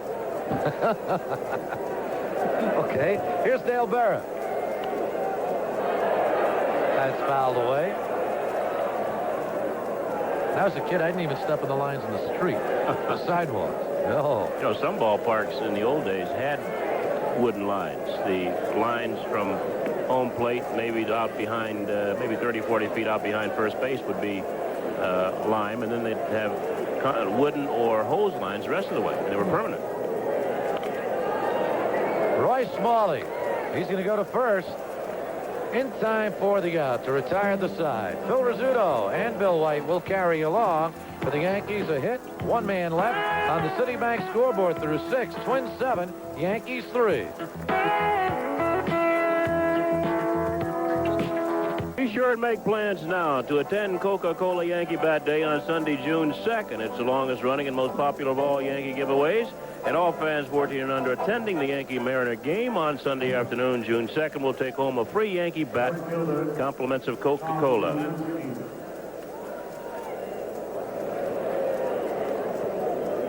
We're in the 7th inning, top of the 7th, and the Minnesota Twins lead the Yankees by a score 7-3. And they'll send up Tom Brunansky, Randy Bush, and Roy Smalley against reliever Brian Fisher. This is Brunansky. And that's Griffey on the run for the first out in left field. Twins have stung the ball hard tonight. They have 7 runs on 11 base hits, Designated hitter. including a home run by Brunansky, his 9th of the year. The Yankees have 3 runs on 6 base hits, and neither team has made an error. The Yankees have a home run from Dave Winfield, his 3rd of the year. Here's Randy Bush, the designated hitter. Flies to left center, and he has singled and scored. And it's ball 1. Once again, you have a fastball pitcher with a pretty good fastball hitter.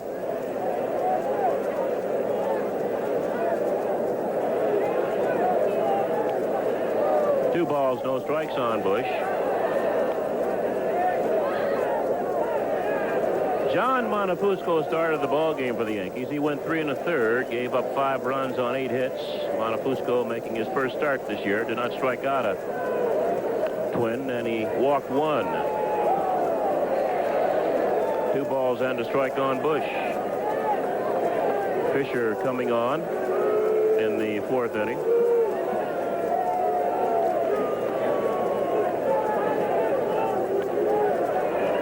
Mattingly will have to play it to Fisher. Good play, 1 down. Check that. That's 2 outs. Bernansky made the first out. That's a 3-1 put out with Mattingly throwing overhanded, leading Fisher. He gets the ball up for him. Catches the ball, then he hunts for the bag. That's out number 2. Roy Smalley's 3 for 3 in the game. 3 singles, a run scored, and a run batted in. Smalley's now up to a 289. 2 home runs and 10 runs batted in. And a strike.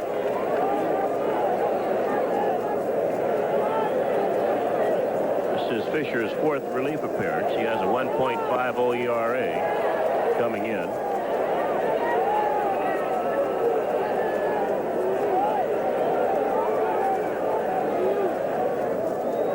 He's pitching in his 10th inning this year. No balls and 2 strikes on Smalley.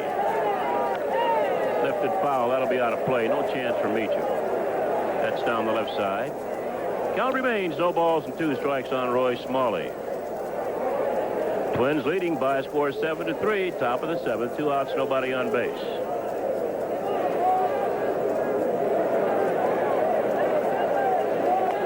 Called strike 3. Got him looking with a fastball. Rosie. 3 up and 3 down. We're going to the bottom of the 7th. Twins lead the Yankees 7-3.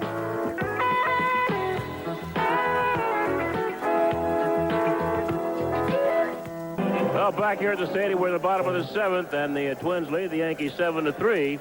Yankees looking for the kind of comeback they got last night against the Minnesota pitching. And Bobby Meacham will start it off. Meacham has walked and scored, and he struck out, so he's 0 for 1 in the game. It'll be Meacham, then back up to the top of the Yankee batting order, Willie Randolph and Don Mattingly.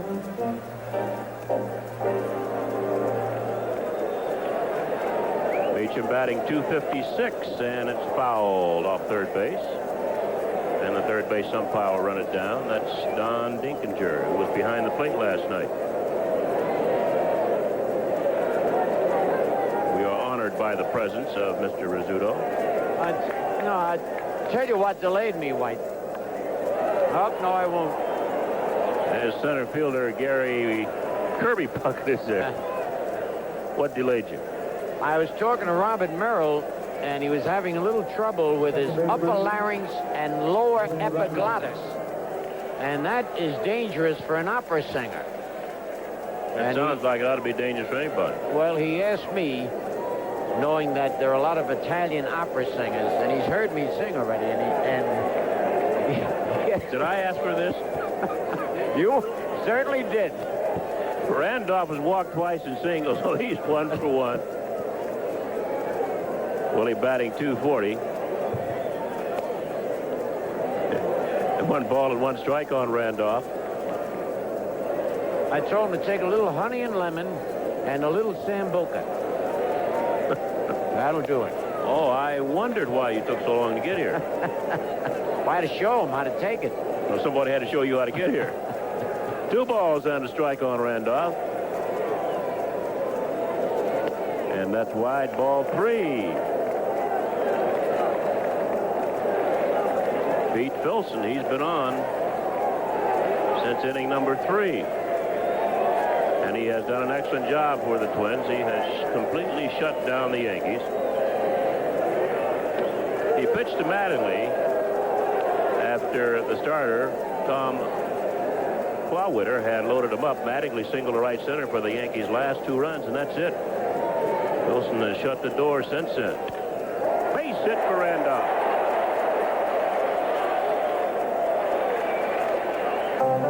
Takes a big turn, but he'll hold at first base, and that'll bring on Don Mattingly, who's 1 for 2 with 2 runs batted in.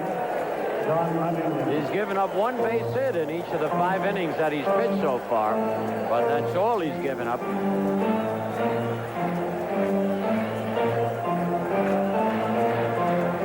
Mattingly, as we mentioned earlier, was the first man that Filson faced when he came on in the third, and Mattingly singled in 2 runs.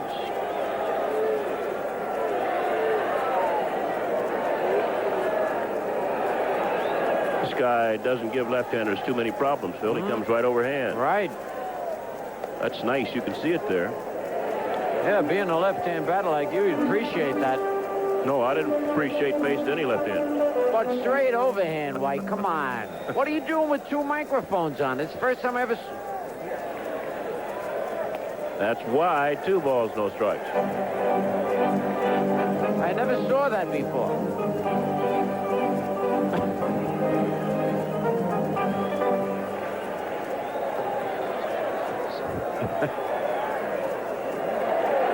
That's low, ball 3. It's 3-0 on Mattingly.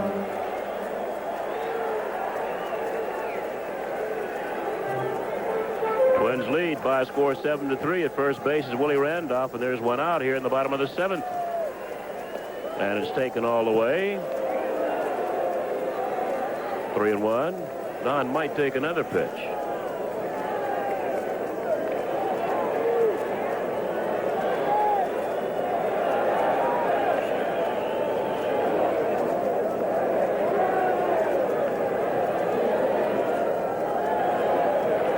Of course, has nowhere to go. Yankees are down by 4 runs, and that's ball 4. Mattingly walks for the second time in the ball game. That'll move Randolph to second base. And with 1 out, Dave Winfield stands in. Winfield hit his 3rd home run of the year in the 1st inning.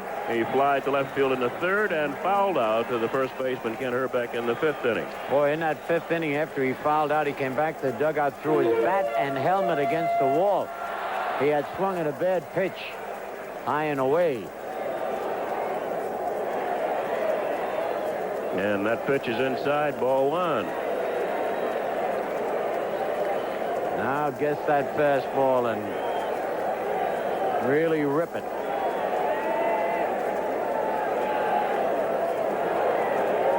He didn't want that sign. No, he kept changing signs. Now he backed off, and they'll start all over again.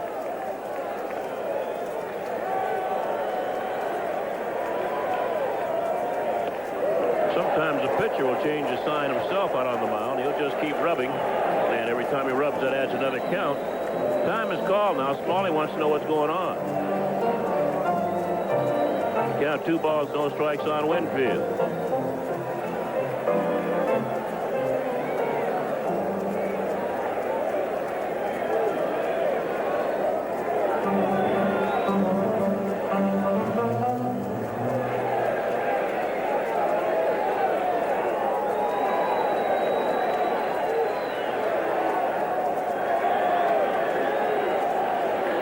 And that's high, ball 3, 3-0.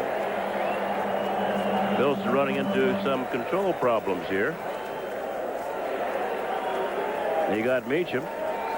Then Randolph singled sharply to left. Mattingly walked on a 3-1 pitch. That's Don Baylor kneeling on deck. Now he's behind in the count.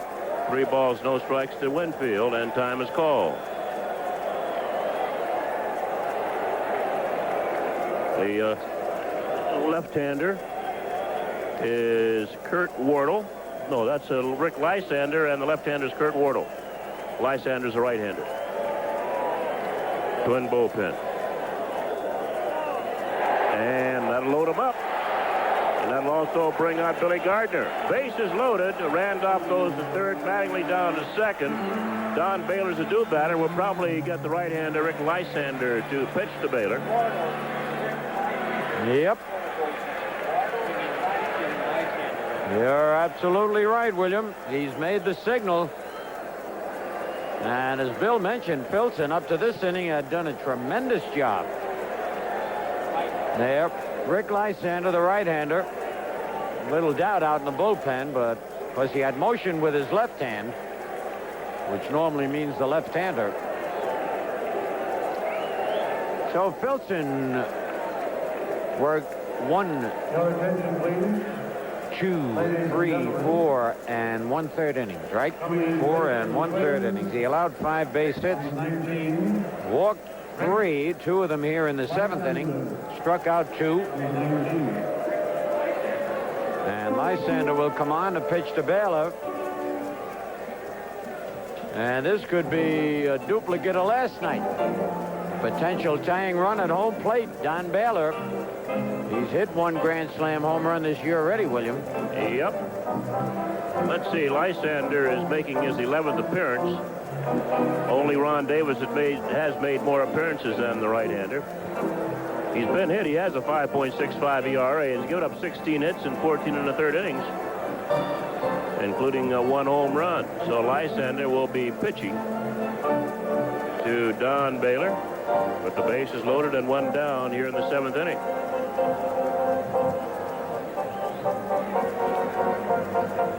In the National League, the Giants beat the Pirates by a score of 3-1. That's the final. And the Phillies turned the tables on Cincinnati. They beat them by a score of 7-1. In the American League in the 8th inning, Toronto leading California. Is that 6-3? Yep. Cleveland and Chicago tied 1-1 in the 4th, and Milwaukee and Oakland tied 1-1 in the 6th.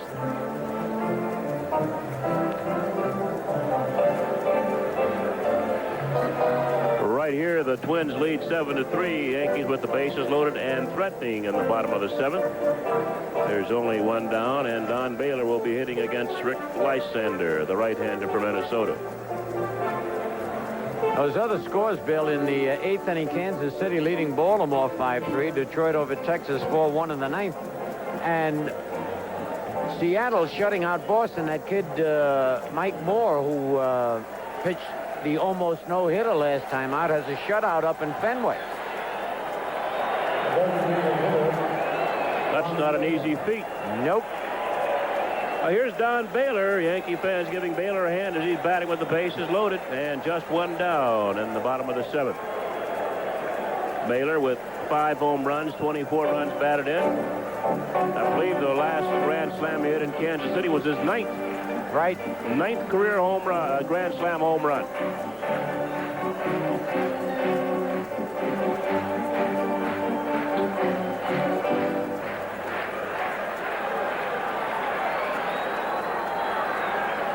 And that's the ball wide to Baylor.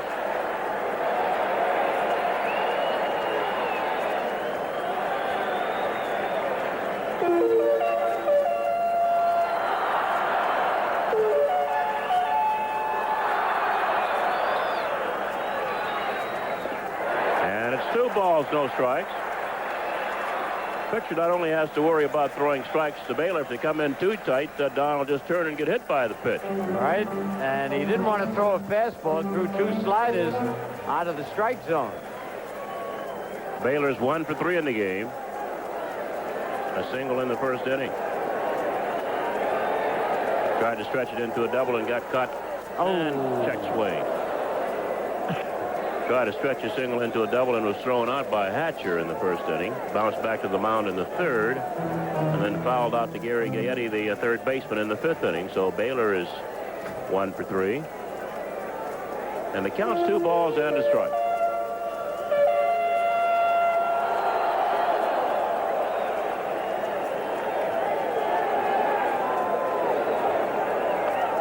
That's inside. 3-1. They checked with first base umpire Mike Riley. And Baylor did not go around as 3 balls and a strike.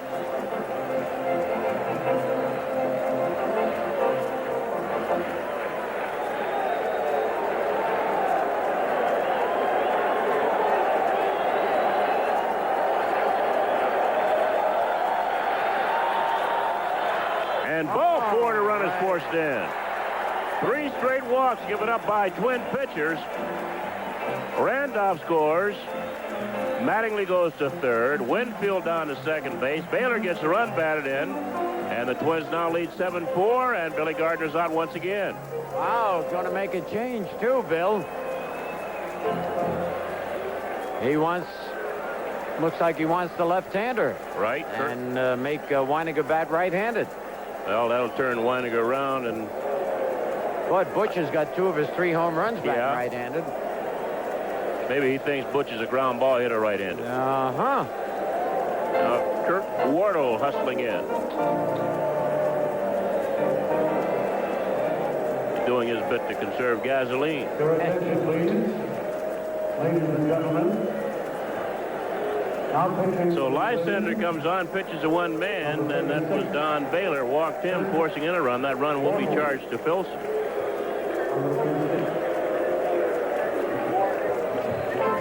You know, Wardle, like Lysander, doesn't have a good earned run average, 5.82. In 17 innings, he's allowed 15 hits and 11 earned runs. Walked 12 and struck out 13, so he can be a little wild. Well, he was scheduled to start tonight's ball game, but Billy Gardner changed his mind and went with Tom Clawwitter. Relieved him with Pete Filson in the third. Rick Lysander came on, pitch to Don Baylor here in the seventh, and now Kurt Wardle's in. And he'll be pitching to Butch Weininger. Weininger has popped up twice to the second baseman, Tim Tuffle. He's also flied to left. And he's discussing it with Ken Griffey. In addition to the stats you gave on Wardle, Scooter, he's given up 4 home runs in 17 innings. Oh, that's a lot. Well, a home run here put the Yankees up a run. Yep. And Billy Gardner's got to be having nightmares about the home runs hit, especially in the 9th inning. 2 by Fred Lynn down in Baltimore and 1 by Don Mattingly last night.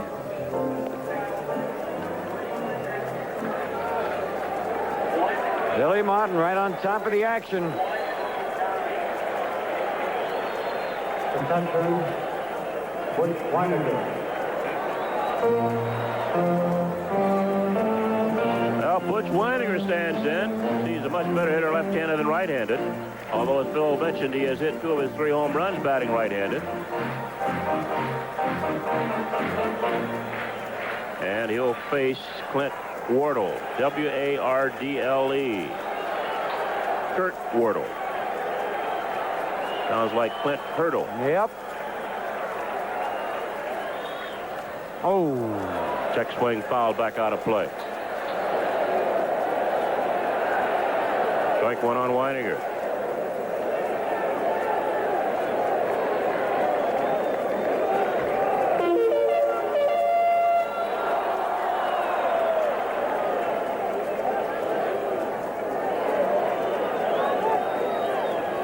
Curve hangs high. 1-1.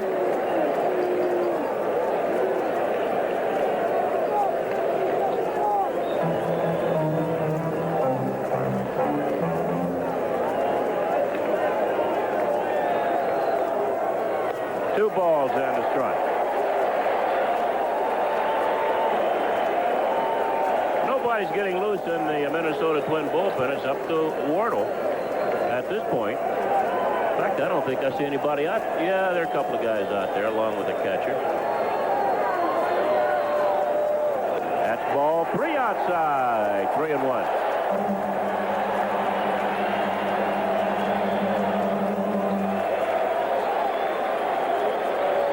Glimpse at Billy Gardner. Now there's Billy Martin.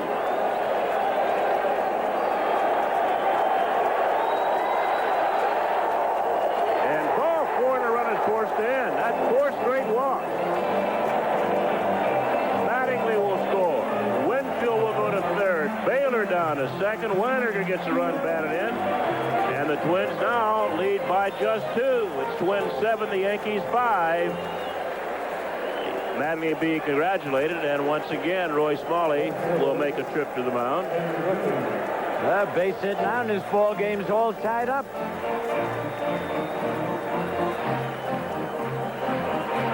The attendance, 18,319. Ken Griffey has flied to right. He singled to center and flied to center field. 1 for 3.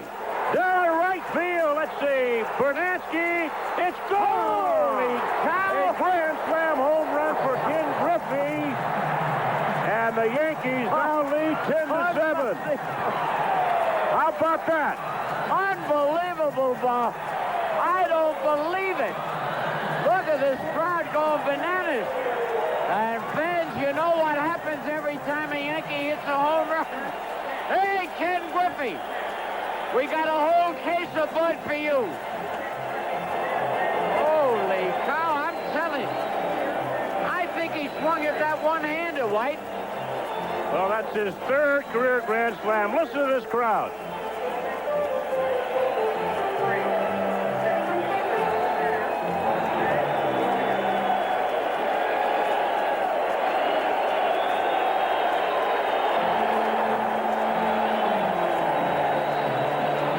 There's the replay of the home run. I mistakenly gave the Yankees one extra run. It's 9-7 Yankees, not 10-7.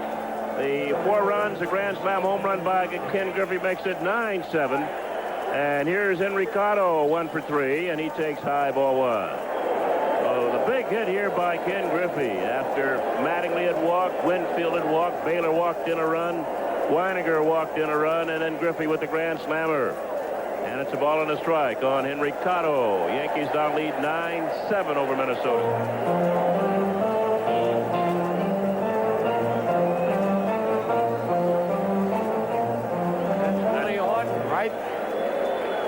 Talking to Griffey. In the right field. That's Brunansky. Cotto is out number 2.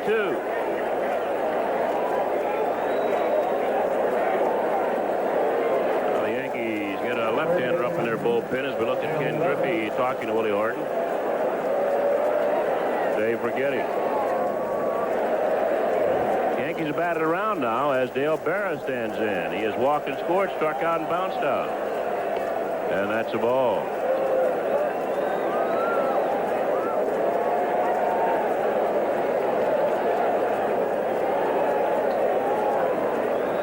And ball 2 high.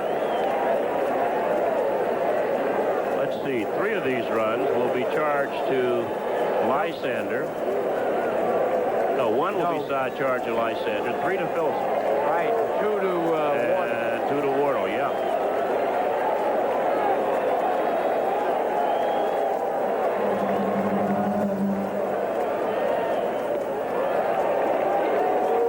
Three balls and a strike on Dale Berra.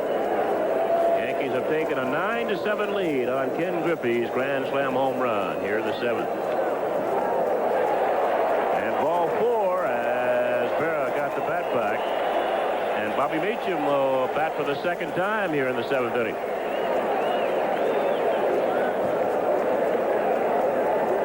Home runs have really hurt Billy Gardner's Minnesota Twins. And here's something ball players hate to do, make 2 outs in 1 inning. So Meacham will be bearing down here. Meacham has walked and scored, struck out, and this inning started off by flying to center field. And that's a ball high. It's the 5th walk given up to Yankee batters here in the 7th inning, and Johnny Podgers is going out.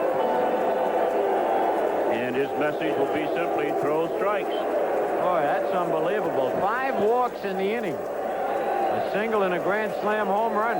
Yankees have put 6 runs on the board.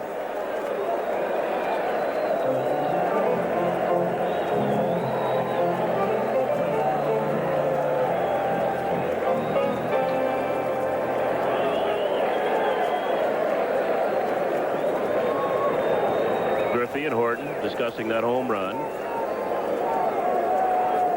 Counts 1-0 on Bobby Meacham. And whatever Padres told Mr. Wardle, he decided to lay it in, and it's 1-1. It paid off.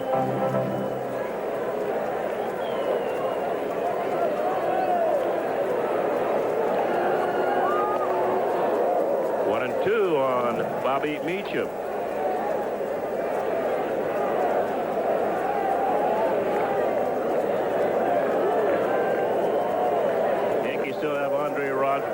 Robertson, Marty Bystrom, Scott Bradley, and Rich Bordy on the disabled list. And Meacham is caught looking, and that'll retire the side. But the Yankees come up with 6 big runs, and at the end of 7, the Yankees lead the Twins 9-7.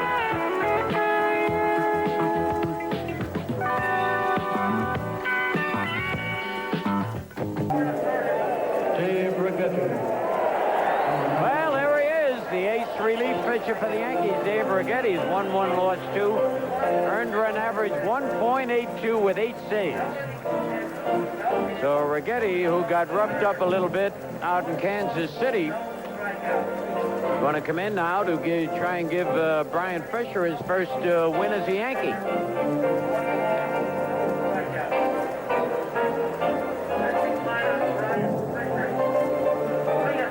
Twins are a tough ball club, though. They got 11 base hits and 7 runs.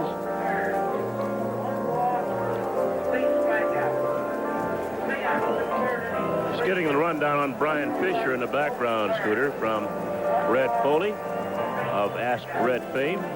Brian Fisher went 3 2/3 innings, gave up 2 runs on 3 hits, walked 1 and struck out 3. So he did a halfway decent job of holding the Twins in until the Yankees could take advantage of the wildness of the Twin pitchers and the home run, the Grand Slam home run by Ken Griffey, to take a 2-run lead going into the 8th inning.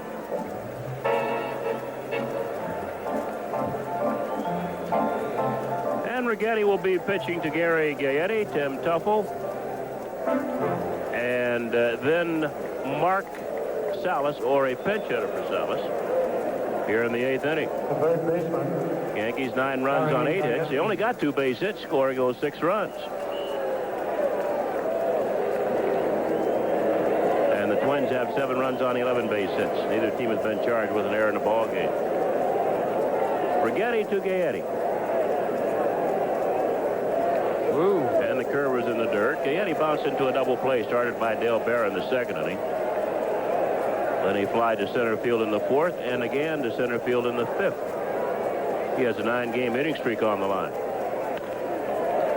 Berra's there at 3rd, and there's 1 down.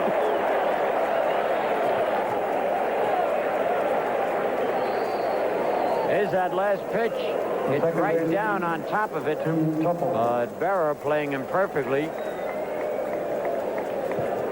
Good, strong overhand throw.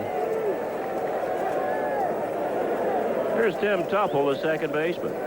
He has 3 straight singles. He has scored a run, and he's driven in a run. And ball 1 low.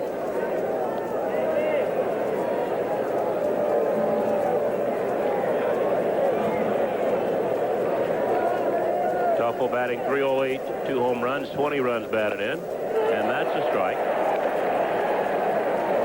The way the Twins are going, Scooter, they might have 5 guys, 6 guys driving 100 runs this year. Yeah, they could very easily. Lord. Back up the middle, and Rags has it. 2 outs.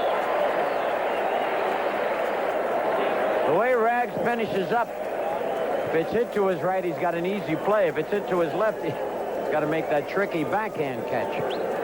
Watch this. He falls towards 3rd, falls right into it.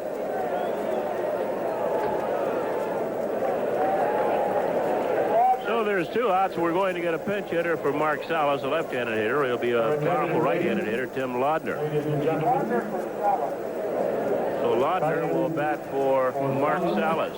Laudner batting .214, 2 home runs and 5 runs batted in. Yankees 9, Twins 7. We're playing the top of the 8th. There are 2 outs, nobody on.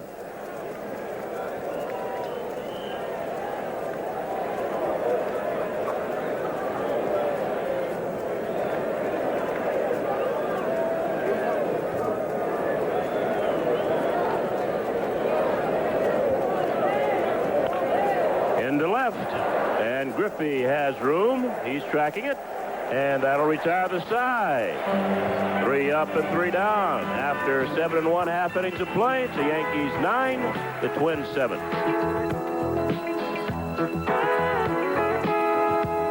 Participating advertisers in New York Yankee baseball are Toyota, who reminds you to buckle up and use child safety seats. It's a good feeling. Bud Light, the less filling light beer with the first name and taste. Citibank, when you bank at Citibank, it's your city. Your tri-state Dodge dealers who invite you to test drive Poetry in Motion, the 1985 Dodge Lancer, and buy the New York Yankees.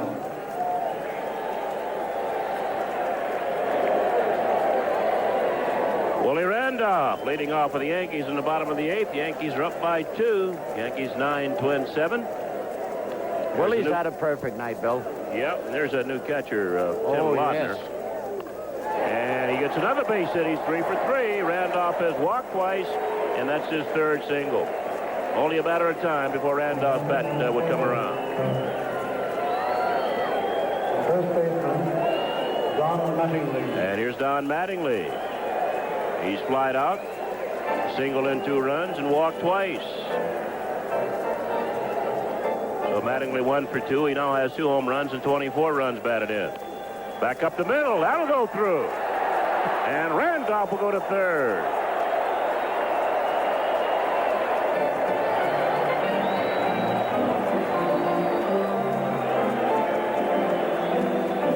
You know, deficiency, Scooter, can only be hid for so long. They'll finally catch up with you. That's for sure. That'll bring on Dave Winfield. Runners at 1st and 3rd. Nobody out. Yankees trying to pick up some more insurance runs here in the 8th inning. They lead 9-7. Winfield hit his 3rd home run of the year with nobody on in the 1st. Flied to left in the 3rd. Fouled out in the 5th. Walked and scored in the Yankees' 6-run 7th. When they scored 6 runs by getting just 2 base hits. Of course, a big hit, the grand slam home run by Ken Griffey, his 3rd grand slam of his career.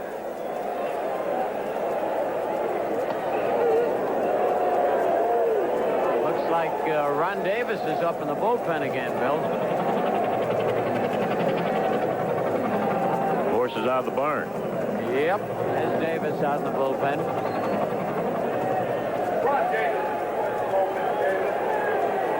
One strike on Winfield. Curves the strike, 2. Good slow curve by Kurt Wardle. He's the 4th pitcher used as we look at Gene Michael, Yankee 3rd base coach. Wardle, the 4th pitcher used by the Twins. Tom Clawwooder started. Pete Bilson in the 3rd. Rick Lysander pitched to one man in the 7th. Then Wardle came on. He served up the grand slam home run to Griffey.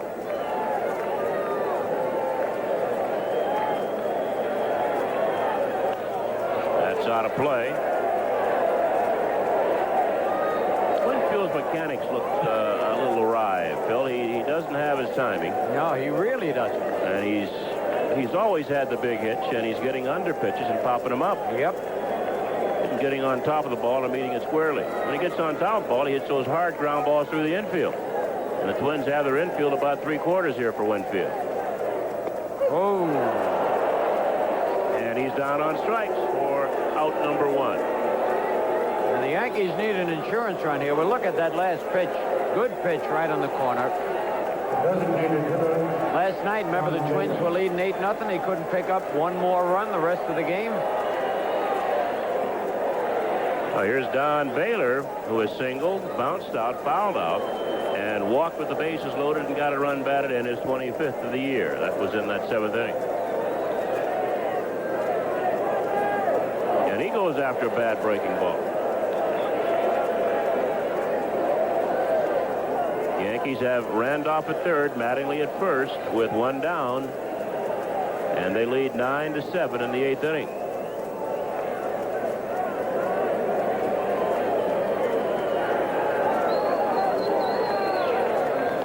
That slow curve is high.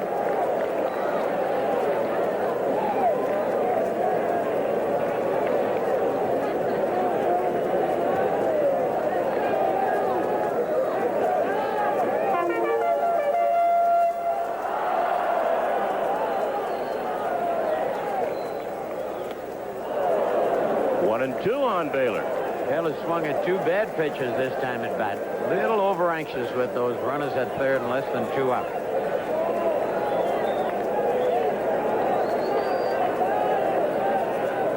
Baylor is the best Yankee coming in batting with runners in scoring position. He was 9 for 20. 2-2. Baylor now at 286 with 5 home runs, 25 RBIs.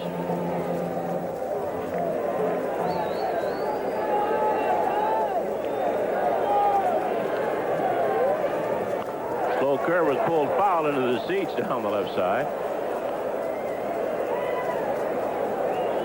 But still 2 balls and 2 strikes on Don Baylor, American League MVP back in 1979 with the California Angels.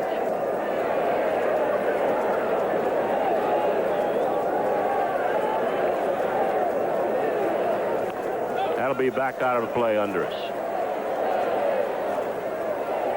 Well, the count remains 2-2 on Baylor.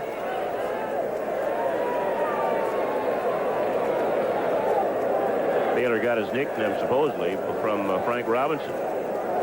He was hitting well. Reporter asked him why. He says, I got in the groove. Oh. Well, they call him Groove. And that's fouled back and out of play. That year he was the MVP. He could do it all. I mean, he could steal bases. Could really run. He's lost a few steps.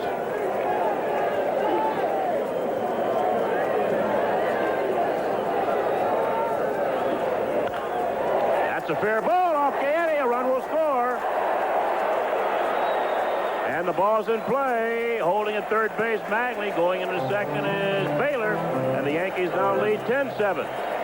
Oh, that was a big base hit. Big double for Baylor.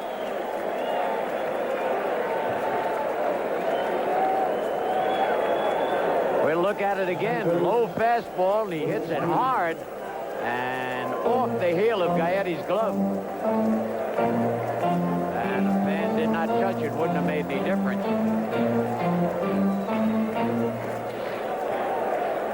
They're going to bring the infield in for Butch Weininger. Weininger is 0 for 3. He walked in the 7th, forcing in a run. Mattingly at third. Baylor down at second. 1 down. And the curve is low to Weininger. Each team now with 11 base hits. Yankees have 10 runs and the Twins 7. Seems like they've battled back all year, Bill. Always trailing and coming back. Popped up, and the second baseman, Tuffle, will hold the runners. That's a second out. And listen to this hand for Ken Griffey. And Griffey gets a standing ovation here. I don't think we'll see Mr. Griffey platooning anymore, Bill. Oh, yeah. No. Billy will use Ken against those left-handers who throw through. Those guys that come from the side, I think you might see Sample getting a little work. All right. Of course, Griffey doesn't like that. Sample does.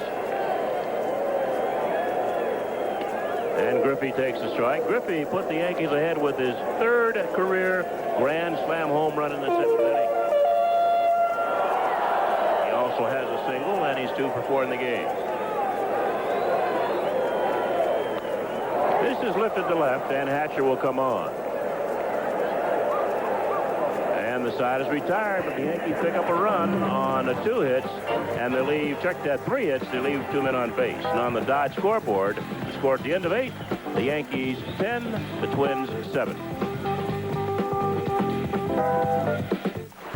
Well, remember, this Thursday is Big Pen Day at Yankee Stadium. All fans at the Yankees-Rangers game this Thursday afternoon take home a free Yankee pen compliments of Bic. And remember, that game starts at 1 o'clock, so get here early. Dave Righetti, all business out there tonight. Kirby Puckett. 3 outs to preserve the Yankee win for Brian Fisher, and a save for Righetti. All right, Scooter, and Kirby Puckett leads off against Dave Righetti. Puckett is 1 for 4 in the game. And that's a ball. Jay Howell of the Oakland A's leads the American League in saves with 8. Righetti has, check that, Howell has 9. Willie Hernandez of the Tigers has 8. And Dave Righetti has 8. Donnie Moore of California has 8. Ooh, that really hustled into the Yankee dugout. Wow. That hit somebody over there? I hope not. Looks like it might have got somebody the way they're looking.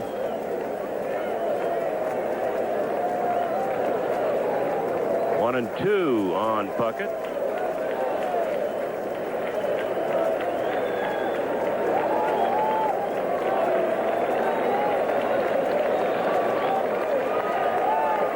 Yankees leading 10-7 in the ninth inning.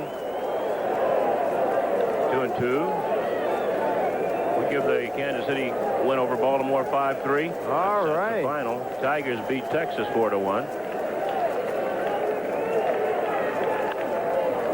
Mattingly will take it himself. Luckily, he did take it himself because I think Puckett might have beaten Righetti to the bag. Yeah, you're right, Bill. And Mattingly had to put on a burst of speed right at the end. That Puckett can fly. Hatcher. You look at it. No, we won't look at it. Now here's Mickey Hatcher. They'll have to watch the bunt with Hatcher, and Berra will probably shorten up at third here. Hatcher is 0 for 3, and he's in danger of losing a 10-game hitting streak. He has walked and scored a run in the game. And there's a slider on the outside corner for a strike. Yankees leading it by a score of 10-7. They have come from behind here once again to take the lead over the Minnesota Twins. Meacham on the short hop, and they're 2 outs. He played that nicely. That was a tough chance for Bobby Meacham. Didn't panic. Drew it right to the body. Good, strong sidearm throw. First baseman, Kent Herbeck. That'll bring on Kent Herbeck as we look at Meacham. Meacham has really come on lately. He's showing a lot more confidence. Yep. Herbeck is 1 for 4 with 2 runs batted in, and it's a ball. Dave Righetti 1 out away from his 9th save this year.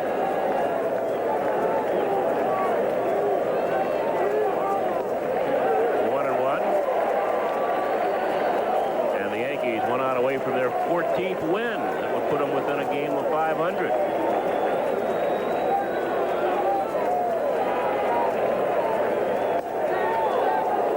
Two balls and a strike on Herbeck. Has raised his batting average up to 266. Gained about 50 points since the last time we saw the Twins in Minnesota. 3-1.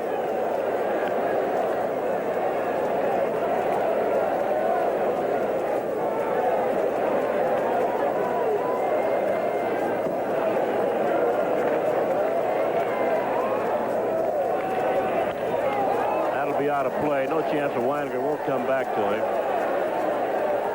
3-2 on Kent Herbeck. Now looking at the heroes for the Yankees, Scooter, Ken Griffey, of course, the #1 hero with that grand slam home run. Brian Fisher once did a good job, sort of like Joe Cowley did last night. Not as well, but strike 3. Herbeck started toward first base. He's called out by home plate umpire Al Clark, and the ball game is over. The Yankees in 2 big come-from-behind wins over the Minnesota Twins. That's the final. The Yankees 10 and the Minnesota Twins 7.